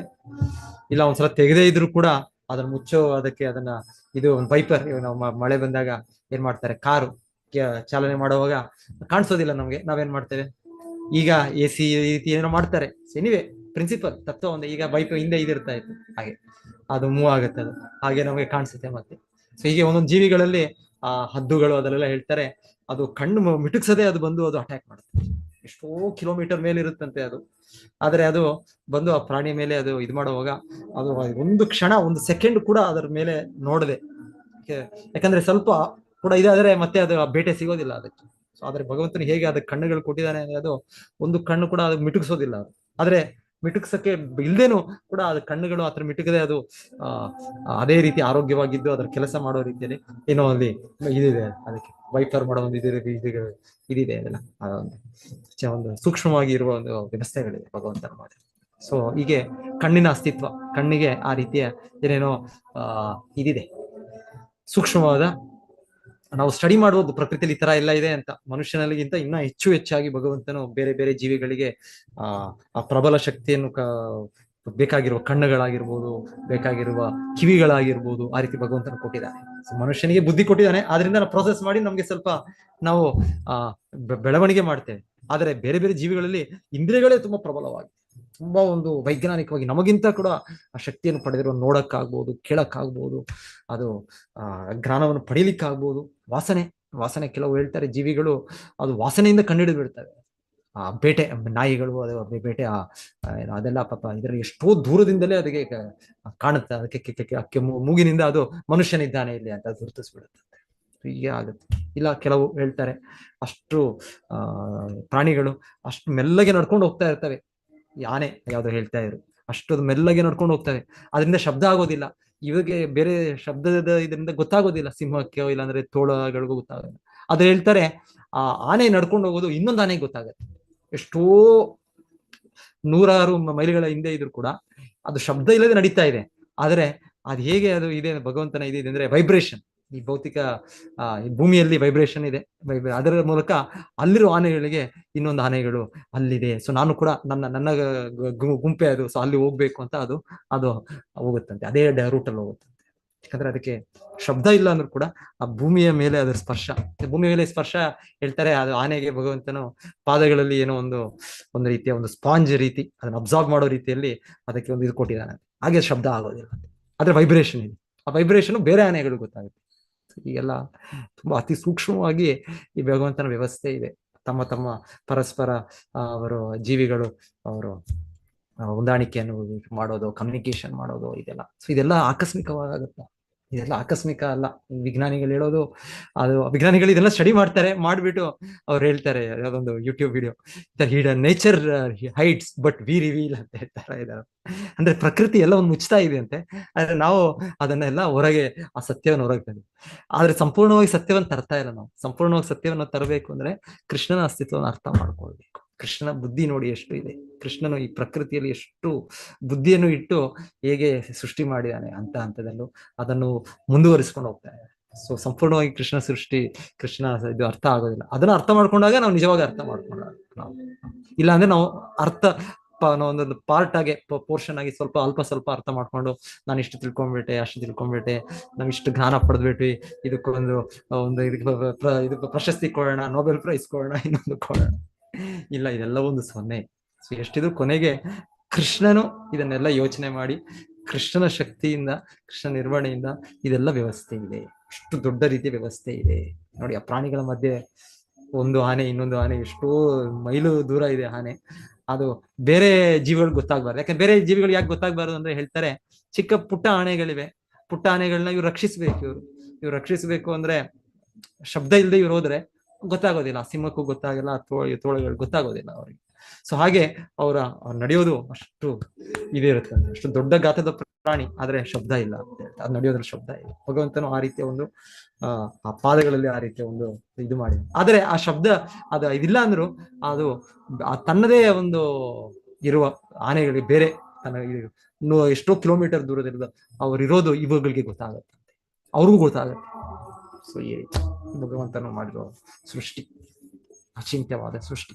ಸೊ ಎನಿವೆ, ಇಲ್ಲಿ ನಾವು ಹೇಳ್ತಾ ಇರೋದು ವಾಯುಗಳ ಬಗ್ಗೆ ಡಿಸ್ಕಷನ್, ಚರ್ಚೆ ನಾವೆಲ್ಲ ಹೋದ್ವಿ ನಾವು. ಇಲ್ಲಿ ಸೂಕ್ಷ್ಮವಾದ ವಾಯುಗಳಿದೆ, ಸೂಕ್ಷ್ಮವಾದ ವಾಯುಗಳು. ಇದು ಯಾವುದು ಈಗ ಹೇಳ್ತಾ ಇರೋದು ನಾಗವಾಯು. ಕಣ್ಣುಗಳನ್ನು ತೆರೆಯೋದಕ್ಕೆ ಮುಚ್ಚೋದಕ್ಕೆ ಇದು ವಾಯು, ನಾಗವಾಯು. ಸೊ ವಿಜ್ಞಾನಿಗಳಿಗೆ ನಮಗೆ ಸೂಕ್ಷ್ಮವಾದ ಕಾಣೋದಿಲ್ಲ ನಮಗೆ. ಸೊ ಹಾಗೆ ನಾವು ನಮ್ಮ ರೀತಿಯಲ್ಲೇ ಅದನ್ನ ಅರ್ಥ ಮಾಡ್ಕೊಳ್ತೇವೆ, ನಮ್ಮ ರೀತಿಯಲ್ಲೇ ಅದನ್ನು ಪರಿಶೀಲನೆ ಮಾಡ್ತೇವೆ, ಅದಕ್ಕೆ ಒಂದು ಇದು ಉಪಾಯ ಕೊಡ್ತೇವೆ. ಕಣ್ಣಿನ ತಜ್ಞರು ಅವರ ರೀತಿಯಲ್ಲೇ ಅವರು ಇದಾಗಿದೆ, ಓಕೆ, ಈ ರೀತಿಯಲ್ಲಿ ಅದಕ್ಕೆ ಗುಣ ಮಾಡೋಣ. ಇಲ್ಲ ಇದರಲ್ಲಿ ಬೇರೆ ಬೇರೆ ಇದೆ. ಇದು ಇನ್ನ ನಾಗವಾಯು ಅನ್ನೋದೊಂದಿದೆ, ಏನೇನೋ ಬೇರೆ ಬೇರೆ ಕಂಟ್ರೋಲ್ಸ್. ಭಗವಂತನು ಯಾವ ರೀತಿಯಲ್ಲಿ ಈ ಜಗತ್ತಿನನ್ನು ಇದನ್ನ ಕಾರ್ಯನಿರ್ವಹಣೆ ಮಾಡ್ತಾನೆ. ಸೊ ಇದಕ್ಕೆ ಒಂದು ವಾಯು, ಒಂದು ಶಕ್ತಿ, ಅದು ಭಗವಂತನ ಒಂದು ಇದಿದೆ. ಕಣ್ಣು ಬಾಯಿ ತೆಗೆಯೋದು ಕೂಡ ಅದು ಅನ್ಕೊಂಡು ನಾಗವಾಯು ಅಂತ ಹೇಳ್ತಾರೆ. ಸೊ ನಮ್ಗೆ ಕಾಣೋದಿಲ್ಲ ಈ ನಾಗವಾಯು, ನೋಡ್ಬೇಕು ನಾವು ಹೇಗೆ ಬಾಯಿ ತೆಗೆಯೋದು ಇಲ್ಲ, ಆದ್ರೆ ಇದೆ, ನಾಗವಾಯು ಅನ್ನೋದಿದೆ, ಸೂಕ್ಷ್ಮವಾದ ವಾಯು. ಅದರಿಂದ ಅದು ಸರಿಯಾಗಿ ಕೆಲಸ ಮಾಡೋದ್ರಿಂದ ನನಗೆ ಬಾಯಿ ತೆಗಿತಾ ಇದ್ದೇನೆ, ನಾನು ಮಾತಾಡ್ತಾ ಇದ್ದೇನೆ, ನಾನು ಹಗಿತಾ ಇದ್ದೇನೆ, ನಾನು ನೋಡ್ತಾ ಇದ್ದೇನೆ. ಅದು ಸ್ವಲ್ಪ ಆಚೆ ಈಚೆ ಆದ್ರೆ ನಾಗವಾಯು ಫಿನಿಶ್, ನಮ್ಮದು ಅಲ್ಲಿಗೆ ಅಷ್ಟೇ. ನಮ್ಮ ಕಣ್ಣಿದ್ರು ಅಷ್ಟೇ, ನನ್ನ ಬಾಯಿ ಇದ್ರು ಅಷ್ಟೇ, ಅದು ಏನು ಕೆಲಸ ಮಾಡೋದು. ಹಸಿವೆಯನ್ನು ಹೆಚ್ಚಿಸುವುದು ಕೃಖರ ವಾಯು. ಹಸಿವಾಗ್ಬೇಕು, ಹಸಿವಾಗ್ಲಿಲ್ಲ ಅಂದ್ರೆ ಏನು ತಿನ್ನಾಗೆ ಮನಸ್ಸೇ ಆಗೋದಿಲ್ಲ ನಮಗೆ. ಹಸಿವು ಜಠರಾಗ್ನಿ, ಅಲ್ಲಿ ಒಳಗೆ ಅದು ಇದಾದ್ರೆ ತಾನೇ ಅವಾಗ ಏನಾದ್ರು ತಿನ್ಬೇಕು. ತಿಂದಾಗ ಶಕ್ತಿ ಬರುತ್ತೆ, ದೇಹದ ಶಕ್ತಿ ಬರುತ್ತೆ, ಬಲ ಬರುತ್ತೆ ದೇಹಕ್ಕೆ. ಆದ್ರೆ ದೇಹದ ಬಲವೇ ಇಲ್ಲ ಅಂದ್ರೆ ಏನ್ ಇದೇ ಇಲ್ಲ ಅಂದ್ರೆ ಏನ್ ಮಾಡೋದು? ಹಸಿವೇ ಇಲ್ಲ ಅಂದ್ರೆ ಏನ್ ಮಾಡೋದು? ಅವಾಗ ನಾವು ಎಲ್ಲಿ ಶಕ್ತಿ ಪಡೆಯೋದು, ಎಲ್ಲ ಬಲ ಪಡೆಯೋದು. ಸೊ ಹಸಿವು ಆಗ್ಬೇಕು ಅಂದ್ರೆ ಅದಕ್ಕೆ ಕೃಖರವಾಯು ಅಂತ ಒಂದಿದೆ ಅಂತ ಹೇಳ್ತಾರೆ. ಹಸಿವು ಸಂಕುಚಿತಗೊಳಿಸಲು ಸಹಾಯಕವಾಗುವುದು ಕೂರ್ಮವಾಯು. ಸಂಕುಚಿತಗೊಳಿಸಿದ ಕಾಂಟ್ರಾಕ್ಷನ್ ಮೋಸ್ಟ್ಲಿ ನಮ್ಮ ಮಾಂಸಗಳಿಂದ, ಚಲನ ಚಟುವಟಿಕೆಗಳಿಂದ ಯಾವುದಕ್ಕೆ ಸಂಕುಚಿತಗೊಳಿಸಲು ಸಹಾಯಕ ಕೂರ್ಮವಾಯು. ನಮ್ಮ ಎಲ್ಲ ಚಟುವಟಿಕೆಗಳಾಗಬೇಕು ಅಂದ್ರೆ ಈ ಮಾಂಸಗಳು ಇದು ಕಾಂಟ್ರಾಕ್ಷನ್, ಸಂಕುಚಿತವಾಗಬೇಕು, ಇದಾಗಬೇಕು, ರಿಲ್ಯಾಕ್ಸ್ ಆಗಬೇಕು, ಸಂಕುಚಿತ ವಾಯು ಅಂತ ಹೇಳ್ತಾರೆ. ಇಲ್ಲ ಅಂದ್ರೆ ಇಲ್ಲ, ಈ ಚಟುವಟಿಕೆಗಳು ದೇಹವು ಕೆಲಸ ಮಾಡೋದಿಲ್ಲ, ಕೈಗಳು ಕೆಲಸ ಮಾಡೋದಿಲ್ಲ, ಕಾಲುಗಳು ಕೆಲಸ ಮಾಡೋದಿಲ್ಲ, ಬಾಯಿ ಕೂಡ, ಅದಕ್ಕೂ ಕೂಡ ಎಷ್ಟೆಷ್ಟೋ ಇದಿದೆ, ಅದಕ್ಕೂ ಕೂಡ ಮಸಲ್ಸ್ ಇದೆ, ಕಣ್ಣುಗಳಿಗೂ ಮಸಲ್ಸ್ ಇದೆ, ಏನೋ ಇದೆ. ಎನಿವೆ ಅದಕ್ಕೆ ವಿಶೇಷವಾಗಿ ಹೇಳ್ತಾರೆ, ಪರ್ಟಿಕ್ಯುಲರ್ಲಿ ಕಾಂಟ್ರಾಕ್ಷನ್ ಇದು ದೊಡ್ಡ ಇದಿರಬೇಕು, ಇದಕ್ಕೆ ಇರಬೇಕು. ಸಂಕುಚಿತವಾಯು ಇದನ್ನು ಮಾಡೋ ಚಟುವಟಿಕೆ ಕೂರ್ಮವಾಯು ಅಂತ ಹೇಳ್ತಾರೆ. ಅಗಲವಾಗಿ ಬಾಯಿ ತೆರೆದು ಆಕಳಿಸಿ ಆಯಾಸ ಕಡಿಮೆ ಮಾಡಲು ನೆರವಾಗುವುದು ದೇವದತ್ತ ವಾಯು. ಸೊ ಆಕಳಿಕೆ ಬರುತ್ತೆ ನಮಗೆ ಒಂದ್ಸಲ ಬಂದ್ರೆ, ಆಕಳಿಸ್ಬೇಡಿ ಇದನ್ನೆಲ್ಲ ಅಂತ.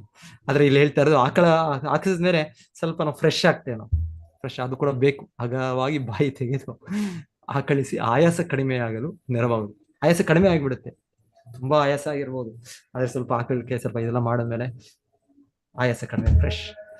ಇವಲ್ಲದೆ ಪೋಷಣೆಗೆ ಸಹಾಯ ಮಾಡುವಂತಹುದನ್ನು ಧನಂಜಯ ವಾಯು ಎಂದು ಕರೆಯಲಾಗುತ್ತದೆ. ಈ ಎಲ್ಲ ವಾಯುಗಳು ಒಂದೇ ಆಗಿರುವ ಹೃದಯದ ಮಧ್ಯದಿಂದ ಉತ್ಪನ್ನವಾಗುತ್ತದೆ. ಈ ಕೇಂದ್ರ ಶಕ್ತಿಯು ದೇಹದ ಆತ್ಮದೊಂದಿಗೆ ಹೃದಯದೊಳಗೆ ನೆಲೆಸಿರುವ ಭಗವಂತನ ಪರಾಶಕ್ತಿ ಆಗಿರುತ್ತದೆ. ಸುಶೀಲ ಪ್ರಭುಪಾದರು ತಕ್ಷಣವೇ ಹೇಳ್ತಾ ಇರೋದು ಎಲ್ಲವೂ ಇದೆ. ಇದೆಲ್ಲವೂ ಈ ರೀತಿ ನಿರಾಕಾರವಾದಿಗಳು ಈ ವಾಯುಗಳನ್ನು ಕೂಡ ಅವ್ರು ಸ್ವಲ್ಪ ಅರ್ಥ ಮಾಡ್ಕೊಳ್ಬಹುದು. ಅವರ ಸೂಕ್ಷ್ಮ ಸ್ವಲ್ಪ ತಪಸ್ಸೆಗಳಿಂದಲೋ ಇನ್ನೊಂದರಿಂದ ಧ್ಯಾನ ಯೋಗ ಮಾರ್ಗಗಳಿಂದಲೋ ಇದನ್ನೆಲ್ಲ ಗುರುತಿಸಿ ಅವ್ರು ಸ್ವಲ್ಪ ಅರ್ಥ ಮಾಡ್ಕೊಳ್ಬಹುದು. ಆದ್ರೆ ಶಿಲಪ್ರಭುಪಾದರು ಹೇಳ್ತಾರೆ ಅದಕ್ಕಿಂತ ಮೂಲವಾಗಿ ಈ ವಾಯುಗಳು ಅದರ ಶಕ್ತಿ ಪಡೆದದ್ದು, ಅದರ ಅಸ್ತಿತ್ವ ಇರೋದು ಇದು ಆತ್ಮ ಇರೋದ್ರಿಂದ, ಆ ಪ್ರಜ್ಞೆ ಇರೋದ್ರಿಂದ, ಮತ್ತೆ ಆತ್ಮ ಜೊತೆಗೆ ಆ ಪ್ರಜ್ಞೆ ಇರೋದು ಕೂಡ ಪರಮಾತ್ಮನ ಕೃಪೆಯಿಂದ. ಸೊ ಅಂತ ಪ್ರಭುಪಾದರು ಮತ್ತೆ ನಮಗೆ ಅಲ್ಲಿಗೆ ತರ್ತಾ ಇದ್ದಾರೆ. ಕೃಷ್ಣನೇ ಕಾರಣ ಅಂತ ತರೋದಕ್ಕೆ. ಭಗವದ್ಗೀತೆಯಲ್ಲಿ ಕೃಷ್ಣ ಆಲ್ರೆಡಿ ಹೇಳಿದ್ದಾನೆ, ಸರ್ವಸ್ಯ ಚಾಹಂ ಹೃದಯ ಸನ್ನಿವಿಷ್ಟೋ ಮತ್ತ ಸ್ಮೃತಿರ್ಜ್ಞಾನಂ ಅಪೋಹನಂ ಚ ವೇದೈಶ್ಚ ಸರ್ವೇರಹಮೇವ ವೇದ್ಯೋ ವೇದಾಂತ ಕೃತ್ ವೇದವಿದೇವ ಚಾಹಂ. ಸಂಪೂರ್ಣ ಕೇಂದ್ರ ಶಕ್ತಿಯು ಹೃದಯದಲ್ಲಿರುವ ಭಗವಂತನಿಂದ ಹೊರಹೊಮ್ಮುತ್ತದೆ. ಅವನು ಅಲ್ಲಿ ಕುಳಿತಿದ್ದು ಬದ್ಧಾತ್ಮನಿಗೆ ನೆನಪು ಮರೆವುಗಳೆರಡಕ್ಕೂ ನೆರವಾಗುತ್ತಾನೆ. ಬದ್ಧ ಸ್ಥಿತಿ ಉಂಟಾಗಲು ಕಾರಣವೆಂದರೆ ಭಗವಂತನಿಗೆ ಅಧೀನನಾಗಿರುವ ಸಂಬಂಧ ತನ್ನದು ಎಂಬುದನ್ನು ಆತ್ಮನು ಮರೆತಿರುವುದೇ ಆಗಿದೆ. ಭಗವಂತನನ್ನು ಮರೆಯುವುದನ್ನೇ ಮುಂದುವರಿಸಲು ಬಯಸುವವನಿಗೆ ಜನ್ಮ ಜನ್ಮಾಂತರಗಳಲ್ಲಿಯೂ ಹಾಗೇ ಮರೆಯುವುದನ್ನು ಭಗವಂತನು ಸಹಾಯ ಮಾಡುತ್ತಾನೆ. ಆದರೆ ಭಗವದ್ಭಕ್ತನ ಒಡನಾಟದ ಪ್ರಭಾವದಿಂದ ಭಗವಂತನನ್ನು ಸದಾ ಸ್ಮರಿಸುತ್ತಿರುವವನಿಗೆ ಹಾಗೆ ಸ್ಮರಿಸಲು ಹೆಚ್ಚು ಹೆಚ್ಚು ಸಹಾಯ ದೊರಕುವುದು. ಹೀಗೆ ಬದ್ಧಾತ್ಮನು ಕೊನೆಗೆ ತಾನು ಭಗವದ್ಧಾಮಕ್ಕೆ ತೆರಳಬಲ್ಲನು. ಭಗವಂತನ ಈ ದಿವ್ಯ ಸಹಾಯದ ಪ್ರಕ್ರಿಯೆಯನ್ನು ಭಗವದ್ಗೀತೆಯಲ್ಲಿ ಈ ಕೆಳಗಿನಂತೆ ವಿವರಿಸಲಾಗಿದೆ. ಆತ್ಮ ಸಾಕ್ಷಾತ್ಕಾರದ ಬುದ್ಧಿಯೋಗ ಪ್ರಕ್ರಿಯೆಯು ಮನಸ್ಸನ್ನು ಮೀರಿದ ಬುದ್ಧಿಯುಳ್ಳದ್ದಕ್ಕಾಗಿ ಅದು ಭಕ್ತಿಪೂರ್ಣವಾದ ಸೇವೆಯ ರೂಪದಲ್ಲಿರುತ್ತದೆ. ಭಗವಂತನ ಭಗವದ್ಗೀತೆಯಲ್ಲಿ ಹೇಳೋದು, ನಾವು ಭಕ್ತಿ ಕಾರ್ಯಗಳು ಮಾಡಿದಾಗ ಭಗವಂತ ನೆನಪು ಕೊಡ್ತಾನೆ, ಆ ಬುದ್ಧಿ ಕೊಡ್ತಾನೆ, ತನ್ನ ಅಸ್ತಿತ್ವದ ಗುರುತಿಸೋ ಶಕ್ತಿ ಕೊಡ್ತಾನೆ ಭಗವಂತ. ತೇಷಾಂ ಸದಯುಕ್ತಾನಾಂ ಭಜತಾಂ ಪ್ರೀತಿಪೂರ್ವಕಂ ದದಾಮಿ ಬುದ್ಧಿಯೋಗಂ ತಂ ಏನಮ್ಮ ಉಪಯ ಆಗ್ತದೆ. ಇದು ಹೇಗೆ ಶುರು ಆಗುತ್ತೆ? ಇದು ಇಲ್ಲಿ ಹೇಳ್ತಾ ಇರೋದು ಭಗವಂತನು ಭಗವದ್ಭಕ್ತನ ಒಡನಾಟದ ಪ್ರಭಾವದಿಂದ ಭಗವಂತನ ಸದಾ ಸ್ಮರಿಸುವವನಿಗೆ, ಅದರ ಹಿಂದೆ ಏನು, ಭಗವಂತನನ್ನು ಮರೆಯುವುದನ್ನೇ ಮುಂದುವರಿಸಲು ಬಯಸುವವನಿಗೆ ಜನ್ಮ ಜನ್ಮಾಂತರಗಳಲ್ಲಿಯೂ ಹಾಗೆ ಮರೆಯುವುದಕ್ಕೆ ಭಗವಂತನು ಸಹಾಯ ಮಾಡುತ್ತಾನೆ. ನಿರಾಕಾರವಾದಿಗಳಾಗಿಯೋ ವಿಜ್ಞಾನಿಗಳಾಗಿಯೋ ಶೂನ್ಯವಾದಿಗಳಾಗಿಯೋ ನಾವು ಭಗವಂತನ ಮರೆದೇ ಇರ್ಬೋದು ನಾವು. ಆದ್ರೆ ಭಗವಂತನ ನೆನಪು ಮಾಡ್ಕೊಳ್ಬೇಕು ಅಂತ ನಾವು ಅಂದಾಗ, ಆದ್ರೆ ಭಗವದ್ಭಕ್ತನ ಒಡನಾಟದ ಪ್ರಭಾವದಿಂದ ಭಗವಂತನ ಸದಾ ಸ್ಮರಿಸುವವನಿಗೆ ಹಾಗೆ ಸ್ಮರಿಸಲು ಹೆಚ್ಚು ಹೆಚ್ಚು ಸಹಾಯ ದೊರಕುವುದು. ಭಕ್ತರ ಸಂಘದಲ್ಲಿ, ಆಚಾರ್ಯರ ಕೃಪೆಯಲ್ಲಿ, ಅವರ ಸಂಘದಲ್ಲಿ ನಮಗೆ ಭಗವಂತನ ನೆನಪು ಬರುತ್ತೆ. ನಮಗೆ ಮೂಲ ಕಾರಣ ಗೊತ್ತಾಗುತ್ತೆ. ಇಲ್ಲ ಅಂದ್ರೆ ಎಲ್ಲೋ ಈ ಗಾಳಿಗಳು ಎಲ್ಲೋ ಅಲ್ಲಾದ್ರೂ ನಿಂತು ಹೋಗ್ಬಿಡ್ತಾರೆ. ಸೊ ಈ ಗಾಳಿಗಳಿದೆ ಅಂತ, ಓಕೆ, ವಿಶ್ವರೂಪ ಇದೆ, ವಿಶ್ವರೂಪಗಳು, ಆದ್ರೆ ಈ ಗಾಳಿಗಳು, ಇದು ಏನೋ ವಾಯುಗಳು, ಈ 10 ರೀತಿಯ ವಾಯುಗಳು, ಸೊ ಅದರ ಇದು ಆಗ್ತಾ ಇದೆ, ಸೃಷ್ಟಿ ಈ ರೀತಿ ಆಗ್ತಿಲ್ಲ, ಇದೆಲ್ಲನೂ ಅರ್ಥ ಮಾಡ್ಕೊಳ್ಳೋದು ನಿರಾಕಾರವಾದಿಗಳು. ಆದ್ರೆ ಅದರಿಂದ ಕೂಡ ಪರಮಾತ್ಮ ಸಾಕಾರ ಸ್ವರೂಪ ಇದ್ದಾನೆ. ಸೊ ಇದು ಹಂತ ಹಂತದಲ್ಲಿ ಸೃಷ್ಟಿಯ ಅರ್ಥ ಮಾಡ್ಕೊಳ್ಳೋದು. ಸೊ ಇನ್ನ ಎಷ್ಟು ದೂರ ಇದೆ ಒಂದು ರೀತಿ ನೋಡಿದೆ ವಿಜ್ಞಾನಿಗಳು ಇದನ್ನು ಈ ನಿರಾಕಾರವಾದಿಗಳಾದರೂ ಒಂದೆಷ್ಟು ಮಟ್ಟಿಗೆ ಸ್ವಲ್ಪ ವಿಶ್ವರೂಪದವರೆಗೂ ಬಂದಿದ್ದಾರೆ ಅವರು. ಆದ್ರೆ ಇವತ್ತಿನ ಆಧುನಿಕ ವಿಜ್ಞಾನಿಗಳು ನಾಸ್ತಿಕರಾಗಿ ಬಹಳ ದೂರವೇ ಇದ್ದಾರೆ, ಬಹಳ ದೂರ ಇದೆ. ಸೊ ಎನಿವೆ, ಆದರೆ ಈ ಉಪಾಯ ಕೊಡ್ತಾ ಇದ್ದಾರೆ. ಏನಿಲ್ಲ, ಭಗವಂತನ ಭಕ್ತರ ಸಂಘದಿಂದ ನಾವು ಸ್ವಲ್ಪ ನಮ್ರರಾಗಿ ನಾವು ಇದನ್ನ ಕೇಳ್ತಾ, ಸೊ ಇದು ಆಲಿಸಿ, ಸೊ ಎಲ್ಲದಕ್ಕೂ ಕಾರಣ ಇದೆ, ಪ್ರಜ್ಞೆ ಬೇಕು, ಚೇತನ ಬೇಕು, ಚೇತನ ಇರಬೇಕು ಅಂದ್ರೆ ಆತ್ಮ ಇರಬೇಕು. ಸೊ ಆತ್ಮ ಅದೇ ರೀತಿಯಲ್ಲಿ ಆತ್ಮದ ಇದರಲ್ಲಿ ದೇಹ ಇಲ್ಲದೆ ಇಲ್ಲ, ಅದೇ ರೀತಿಯಲ್ಲಿ ಈ ಸೃಷ್ಟಿ ಪರಮಾತ್ಮನ ಇಲ್ಲದೆ ಇಲ್ಲ. ಸೊ ಇದನ್ನ ನಾವು ಅರ್ಥ ಮಾಡ್ಕೋಬಹುದು. ಮತ್ತೆ ಶ್ವೇತಾಶ್ವತರ ಉಪನಿಷತ್ತು, ಸೊ ಅದರ ಒಂದು ಇದು ಕೂಡ ಪ್ರಭುಪಾದ ಹೇಳ್ತಾ ಇದ್ದಾರೆ. 2 ಹಕ್ಕಿಗಳಿದೆ, ಆ 2 ಹಕ್ಕಿಗಳು ಒಂದೇ ಅಲ್ಲ. ಅದು ಈ ನಿರಾಕಾರವಾದಿಗಳು ಅದನ್ನ ಅವರು ಮಿಸ್ಟೇಕ್ ಮಾಡ್ತಾರೆ, ಅವರು ತಪ್ಪು ಗ್ರಹಿಕೆ, 2 ಒಂದೇ ಅಂತ ಅನ್ಕೊಂಡ್ಬಿಡ್ತಾರೆ. ಇಲ್ಲ, ಅಲ್ಲಿ ಸ್ಪಷ್ಟವಾಗಿ ಶ್ವೇತಾಶ್ವತರ ಹೇಳೋದು, ದೇಹದಲ್ಲಿ 2 ಹಕ್ಕಿಗಳಿದೆ. ಒಂದು ನೋಡುವ ಹಕ್ಕಿ, ಈ ಇಂದ್ರಿಯ ಸುಖವನ್ನು ಅನುಭವಿಸಲು ಬಂದಿರೋ ಹಕ್ಕಿ, ಅದು ನಾವು ಜೀವಾತ್ಮ. ಆದ್ರೆ ಇನ್ನೊಂದು ಹಕ್ಕಿ, ಅದು ಕೇವಲ ಅದು ವೀಕ್ಷಿಸುತ್ತಾ ಇದೆ. ಇನ್ನೊಂದು ಹಕ್ಕಿ ತನ್ನ ಸ್ನೇಹಿತ, ಆದರೆ ಈಗ ಸಂಪೂರ್ಣ ಭ್ರಾಂತಿಯಲ್ಲಿ, ಸಂಪೂರ್ಣ ತನಗೆ ಇರುವ ಸಂಬಂಧವನ್ನು ಮರೆತು ಅಜ್ಞಾನದಲ್ಲಿದೆ. ಸೊ ಅದನ್ನು ಉದ್ಧರಿಸಲಿಕ್ಕೆ ಇನ್ನೊಂದು ಹಕ್ಕಿ ಇದೆ. ಸೊ ಅದು ಪರಮಾತ್ಮ. ಸೊ ಇದು ಸರಿಯಾಗಿ ಅರ್ಥ ಮಾಡ್ಕೊಳ್ಬೇಕಿದು. ಸೊ ಅದರ ಒಂದು ವಿವರಣೆ ಕೂಡ ಶಿಲ ಪ್ರಭುಪಾದಲ್ಲಿ ಕೊಡ್ತಾರೆ. ಅದು ಬುದ್ಧಿಯೋಗ. ಆ ಹಕ್ಕಿಯ ಪ್ರಭಾವದಿಂದ, ಅದರ ಒಂದು ಅವರ ಪರಮಾತ್ಮನ ಕೃಪೆಯಿಂದ ನಮಗೆ ಬುದ್ಧಿ ಸಿಗ್ಬೇಕು, ನೆನಪು ಸಿಗ್ಬೇಕು.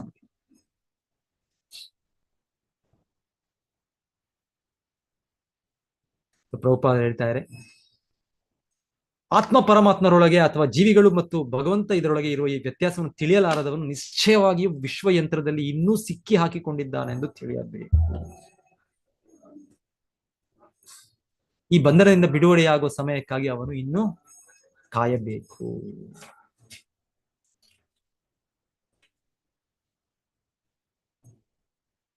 ಓಕೆ, ಸೊ ಇಲ್ಲೊಂದು ಪಾಯಿಂಟ್ ಮಿಸ್ ಮಾಡಿದೆ ನಾನು, ಇದೊಂದು ಓದೋಣ. ಇದು ಪ್ರಭುಪಾದರು ಹೇಳ್ತಾ ಇರೋದು,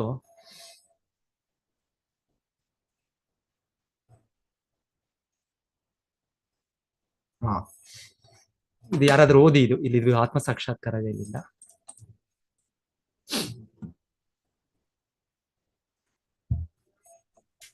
ಓದ್ಲಾ ಪ್ರಭುಜಿ? ಓದಿ ಮಾತಾಜಿ, ಓದಿ. ಹರೇ ಕೃಷ್ಣ. ಓದ್ತೀರಾ? ಓದಿ ಮಾತಾಜಿ. ಹರೇ ಕೃಷ್ಣ ಪ್ರಭುಜಿ. ಓದಿ. ಹರೇ ಕೃಷ್ಣ ಮಾತಾಜಿ. ಆತ್ಮ ಸಾಕ್ಷಾತ್ಕಾರದ ಬುದ್ಧಿಯೋಗ ಪ್ರಕ್ರಿಯೆಯು ಮನಸ್ಸನ್ನು ಮೀರಿದ ಬುದ್ಧಿಯುಳ್ಳದ್ದಾಗಿ ಅದು ಭಕ್ತಿಪೂರ್ಣವಾದ ಸೇವೆಯ ರೂಪದಲ್ಲಿರುತ್ತದೆ. ಅಂತಹ ಬುದ್ಧಿಯೋಗದಿಂದ ಮಾತ್ರ ವಿಶ್ವದಲ್ಲಿ ಭೌತಿಕ ಬಂಧನದ ಬದ್ಧ ಸ್ಥಿತಿಯಿಂದ ಪಾರಾಗಲು ಸಾಧ್ಯ. ಜೀವಿಯ ಬದ್ಧ ಸ್ಥಿತಿಯು ಭಾರೀ ಯಂತ್ರವೊಂದರ ತಳಕ್ಕೆ ಸಿಕ್ಕಿ ಹಾಕಿಕೊಂಡವನಂತೆ ಇರುತ್ತದೆ. ಊಹಾತ್ಮಕ ಚಿಂತನೆಯಲ್ಲಿ ಇರತಕ್ಕವರು ಎಷ್ಟೋ ಜನ್ಮಗಳ ಊಹಾಪೋಹಗಳಲ್ಲಿ ತೊಳಲಿ ಆಮೇಲೆ ಬುದ್ಧಿಯೋಗಕ್ಕೆ ತಲುಪಬಹುದು. ಮನಸ್ಸಿನ ಮಟ್ಟದಿಂದ ಮೇಲಿನ ಬುದ್ಧಿಮಟ್ಟದ ವೇದಿಕೆಯಿಂದ ಯತ್ನಿಸಲು ಪ್ರಾರಂಭಿಸುವ ಬುದ್ಧಿವಂತನು ಆತ್ಮ ಸಾಕ್ಷಾತ್ಕಾರದಲ್ಲಿ ತೀವ್ರವಾದ ಪ್ರಗತಿಯನ್ನು ಸಾಧಿಸುತ್ತಾನೆ. ಏಕೆಂದರೆ ಬುದ್ಧಿಯೋಗದ ಪ್ರಕ್ರಿಯೆಯಲ್ಲಿ ಎಂದಿಗೂ ಕೆಡಕಿನ ಅಥವಾ ಹಿಂಜರಿಯುವಿಕೆಯ ಭಯವಿರುವುದಿಲ್ಲ. ಭಗವದ್ಗೀತೆಯೇ ದೃಢಪಡಿಸಿರುವಂತೆ 2.40 ಅದು ಆತ್ಮ ಸಾಕ್ಷಾತ್ಕಾರಕ್ಕೆ ಸುಭದ್ರವಾದ ಮಾರ್ಗವಾಗಿದೆ. ಊಹಾತ್ಮಕ ಚಿಂತನೆಯಲ್ಲಿ ತೊಳಲುವವರು ಶ್ವೇತಾಶ್ವತ ಉಪನಿಷತ್ತಿನಲ್ಲಿ ಹೇಳಿದ್ದ ಒಂದೇ ಮರದಲ್ಲಿ ಕುಳಿತ ಎರಡು ಪಕ್ಷಿಗಳು ಅಂದರೆ ಆತ್ಮ ಮತ್ತು ಪರಮಾತ್ಮರೆಂದು ತಿಳಿಯಲಾರರು. ಪ್ರಭುಜಿ ಸ್ವಲ್ಪ ಸ್ಕ್ರೋಲ್. ವ್ಯಕ್ತಿಗತ ಆತ್ಮರೂಪದ ಹಕ್ಕಿ ಆ ಮರದ ಹಣ್ಣನ್ನು ತಿನ್ನುತ್ತಿರುವಾಗ ಪರಮಾತ್ಮ ರೂಪದ ಇನ್ನೊಂದು ಹಕ್ಕಿ ಹಣ್ಣನ್ನು ತಿನ್ನದೆ ಹಣ್ಣು ತಿನ್ನುವ ಹಕ್ಕಿಯ ಚಟುವಟಿಕೆಗಳನ್ನು ಪರಿಶೀಲಿಸುತ್ತಾ ಇರುತ್ತದೆ. ಸಾಕ್ಷಿ ರೂಪದಲ್ಲಿರುವ ಹಕ್ಕಿಯು ವ್ಯಾಮೋಹವಿಲ್ಲದೆ ಹಣ್ಣು ತಿನ್ನುವಾಗ ಹಕ್ಕಿಗೆ ಫಲಪ್ರದ ಚಟುವಟಿಕೆಗಳಿಗೆ ಸಹಾಯ ಮಾಡುತ್ತದೆ. ಆತ್ಮ ಪರಮಾತ್ಮರೊಳಗೆ ಅಥವಾ ಜೀವಿಗಳು ಮತ್ತು ಭಗವಂತ ಇದರೊಳಗೆ ಇರುವ ಈ ವ್ಯತ್ಯಾಸವನ್ನು ತಿಳಿಯಲಾರರು. ನಿಶ್ಚಯವಾಗಿಯೂ ವಿಶ್ವಯಂತ್ರದಲ್ಲಿ ಇನ್ನೂ ಸಿಕ್ಕಿ ಹಾಕಿಕೊಂಡಿದ್ದಾನೆಂದು ತಿಳಿಯಬೇಕು. ಈ ಬಂಧನದಿಂದ ಬಿಡುಗಡೆಯಾಗುವ ಸಮಯಕ್ಕಾಗಿ ಅವನು ಇನ್ನೂ ಕಾಯಬೇಕು. ಧನ್ಯವಾದ ಪ್ರಭುಜಿ. ಹರೇ ಕೃಷ್ಣ. ಹರೇ ಕೃಷ್ಣ ಮಾತಾಜಿ, ಹರೇ ಕೃಷ್ಣ. ಸೊ ಇಲ್ಲಿ ಒಂದು ಪಾಯಿಂಟ್ ಪ್ರಭುಪಾದ ಹೇಳ್ತಾ ಇರೋದು, ನಮ್ಮ ಅಸ್ತಿತ್ವ ಹೇಗೆ ಅಂದ್ರೆ, ಈಗ ಜೀವಿಯ ಬದ್ಧ ಸ್ಥಿತಿಯು ಭಾರಿ ಯಂತ್ರವೊಂದರ ತಳದಲ್ಲಿ ಸಿಕ್ಕಿ ಹಾಕಿಕೊಂಡವನಂತೆ ಇರುತ್ತದೆ. ಭಾರಿ ಒಂದು ದೊಡ್ಡ ಯಂತ್ರ. ಯಾಕಂದ್ರೆ ನಮ್ಮ ಅಸ್ತಿತ್ವ ಕೂಡ ಕೇಶ ಏನು ಆತ್ಮದ ಗಾತ್ರ ಹೇಳೋದು 10,000 ಭಾಗ. ಸೊ ಅಷ್ಟು ಚಿಕ್ಕ ಅಸ್ತಿತ್ವ ನಾವು ಅಷ್ಟು ಚಿಕ್ಕ ಅಣು ಇದ್ದಾಗೆ ನಾವು. ಆದರೆ ಈ ದೊಡ್ಡ ಒಂದು ದೇಹ, ಇವಾಗ ಎಷ್ಟು 5 ಅಡಿ 6 ಅಡಿ ದೇಹ ನಮ್ದು. ಸೊ ಅದರಲ್ಲಿ ನಾವು ಆ ಚಿಕ್ಕ ಭಾಗ ಇದೇನು 1,000 10,000 ಭಾಗ ಏನು ನಮ್ಮ ಕೂದಲಿನ ಭಾಗ. ಅಷ್ಟು ಚಿಕ್ಕ ಇದು ನಾವು ಸಿಕ್ಕಿ ಬಿದ್ದಿದ್ದೇವೆ. ಇಲ್ಲ, ಈ ಜಗತ್ತಿನಲ್ಲೇ ನೋಡಿದ್ರೆ ನಾವು ಎಷ್ಟು ದೊಡ್ಡ ಜಗತ್ತು, ಎಷ್ಟು ದೊಡ್ಡ ಭೂಮಿ, ಎಷ್ಟು ದೊಡ್ಡ ಬ್ರಹ್ಮಾಂಡ. ಸೊ ನಾವು ಎಲ್ಲೋ ಎಷ್ಟು ಚಿಕ್ಕ ಕಣವಾಗಿ ಸಿಕ್ಕಿ ಬಿದ್ದಿದ್ದೇವೆ. ಸೊ ಇದು ಸಿಕ್ಕಿ ಬಿದ್ದಿದ್ದೇವೆ ನಾವು. ಸೊ ಆದ್ರೆ ನಮ್ಮ ಪ್ರಯತ್ನದಿಂದ ನಾವು ಎಲ್ಲವನ್ನು ಅರ್ಥ ಮಾಡ್ಕೊಂಡ್ಬಿಡ್ಬೋದು. ನಾವು ದೇವರು ಯಾರು, ಸೃಷ್ಟಿ ಹೇಗಾಯ್ತು, ಇದರ ಎಲ್ಲ ಸೊಲ್ಯೂಷನ್. ಸೊ ಎಲ್ಲರೂ ನಾವು ಈ ತರ ಚಿಕ್ಕ ಚಿಕ್ಕ ಅಣುಗಳು ನಾವೆಲ್ಲ ಸೇರಿ ಒಂದು ಮೀಟಿಂಗ್ಸ್ ಮಾಡಿ ಇನ್ನೊಂದು ಮಾಡಿ ನಾವೆಲ್ಲ ಉಪಾಯನ ಕಂಡುಹಿಡಿಬಹುದು. ಇಲ್ಲ, ಉಪಾಯ ನಾವು ಭಗವಂತನಿಂದ ತಗೊಳ್ಬೇಕು ಉಪಾಯ. ಸೊ ಇಲ್ಲ, ಅವನನ್ನು ಪಾಲಿಸುವ ಮಹಾಜನದಿಂದ ಉಪಾಯ. ಸೊ ಆದ್ರೆ ನಾವು ಇಲ್ಲ ನಾವೇ ಉಪಾಯವನ್ನು ಕಂಡುಹಿಡಿತೇವೆ. ಸೊ ಇಲ್ಲಿ ಹೇಳ್ತಾರೋ, ಈ ನಮ್ಮ ಅಸ್ತಿತ್ವ ತುಂಬಾ ಚಿಕ್ಕದು, ದೊಡ್ಡ ಯಂತ್ರ. ಈ ದೇಹ ದೊಡ್ಡ ಯಂತ್ರ. ಇದರಲ್ಲಿ ನಾವು ತಳದಲ್ಲಿ ಸಿಕ್ಕಿ ಹಾಕಿಕೊಂಡಿದ್ದೇವೆ. ತುಂಬಾ ತಳದಲ್ಲಿ, ತುಂಬಾ ಒಳಗೆ. ಹೇಗೆ ಒಂದ್ಸಲ ಬೋರ್ ಮಾಡ್ತಾರೆ, ಬೋರ್ ಹಾಕುವಾಗ ಅದು ಕೆಳಗೆ 100 ಅಡಿ 200 ಅಡಿ 300 ಅಡಿ 500 ಅಡಿ.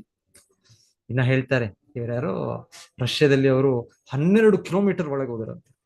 ಇನ್ನ ಮೈನಿಂಗ್ ಎಲ್ಲ ಮಾಡ್ತಾರೆ, ಅಲ್ಲೂ ಕೂಡ ತುಂಬಾ ತಳದಲ್ಲಿ ಎಲ್ಲ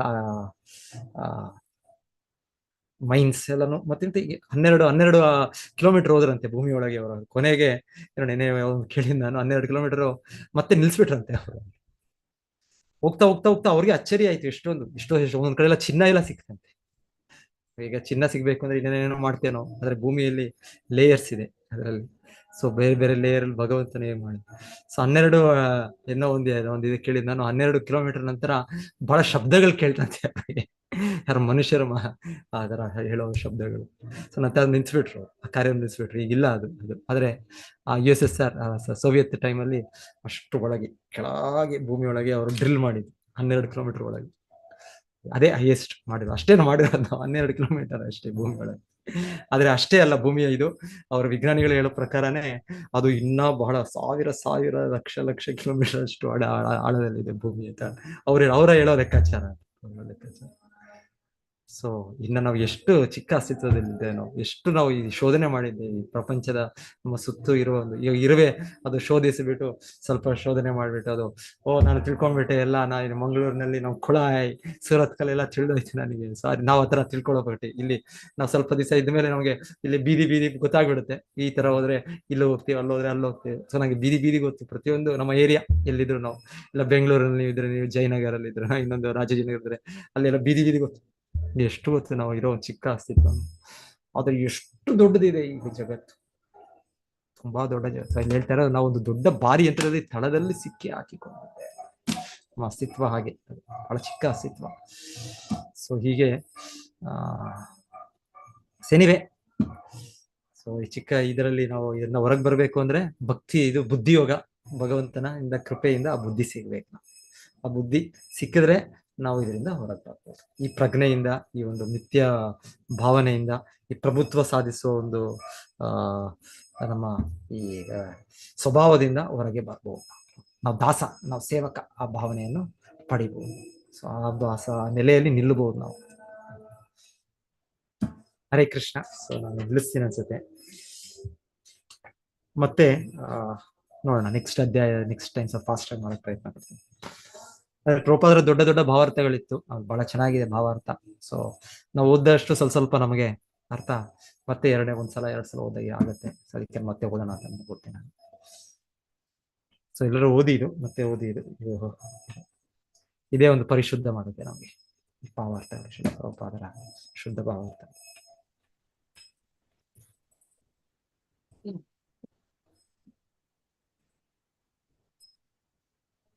ಸೊ 10ನೇದು ಲಾಸ್ಟ್ ಅನುವಾದ, ಮತ್ತೆ ಅನುವಾದ ಓದ್ತೇನೆ ನಾನು. ಈ ಪರಮಪ್ರಭು ಭಗವಂತನು ಎಲ್ಲ ದೇವತೆಗಳಿಗೆ ಪರಮಾತ್ಮನು. ಅವನಿಂದ ಇವರು ವಿಶ್ವದ ಸೃಷ್ಟಿ ಕಾರ್ಯವನ್ನು ವಹಿಸಿಕೊಂಡವರು.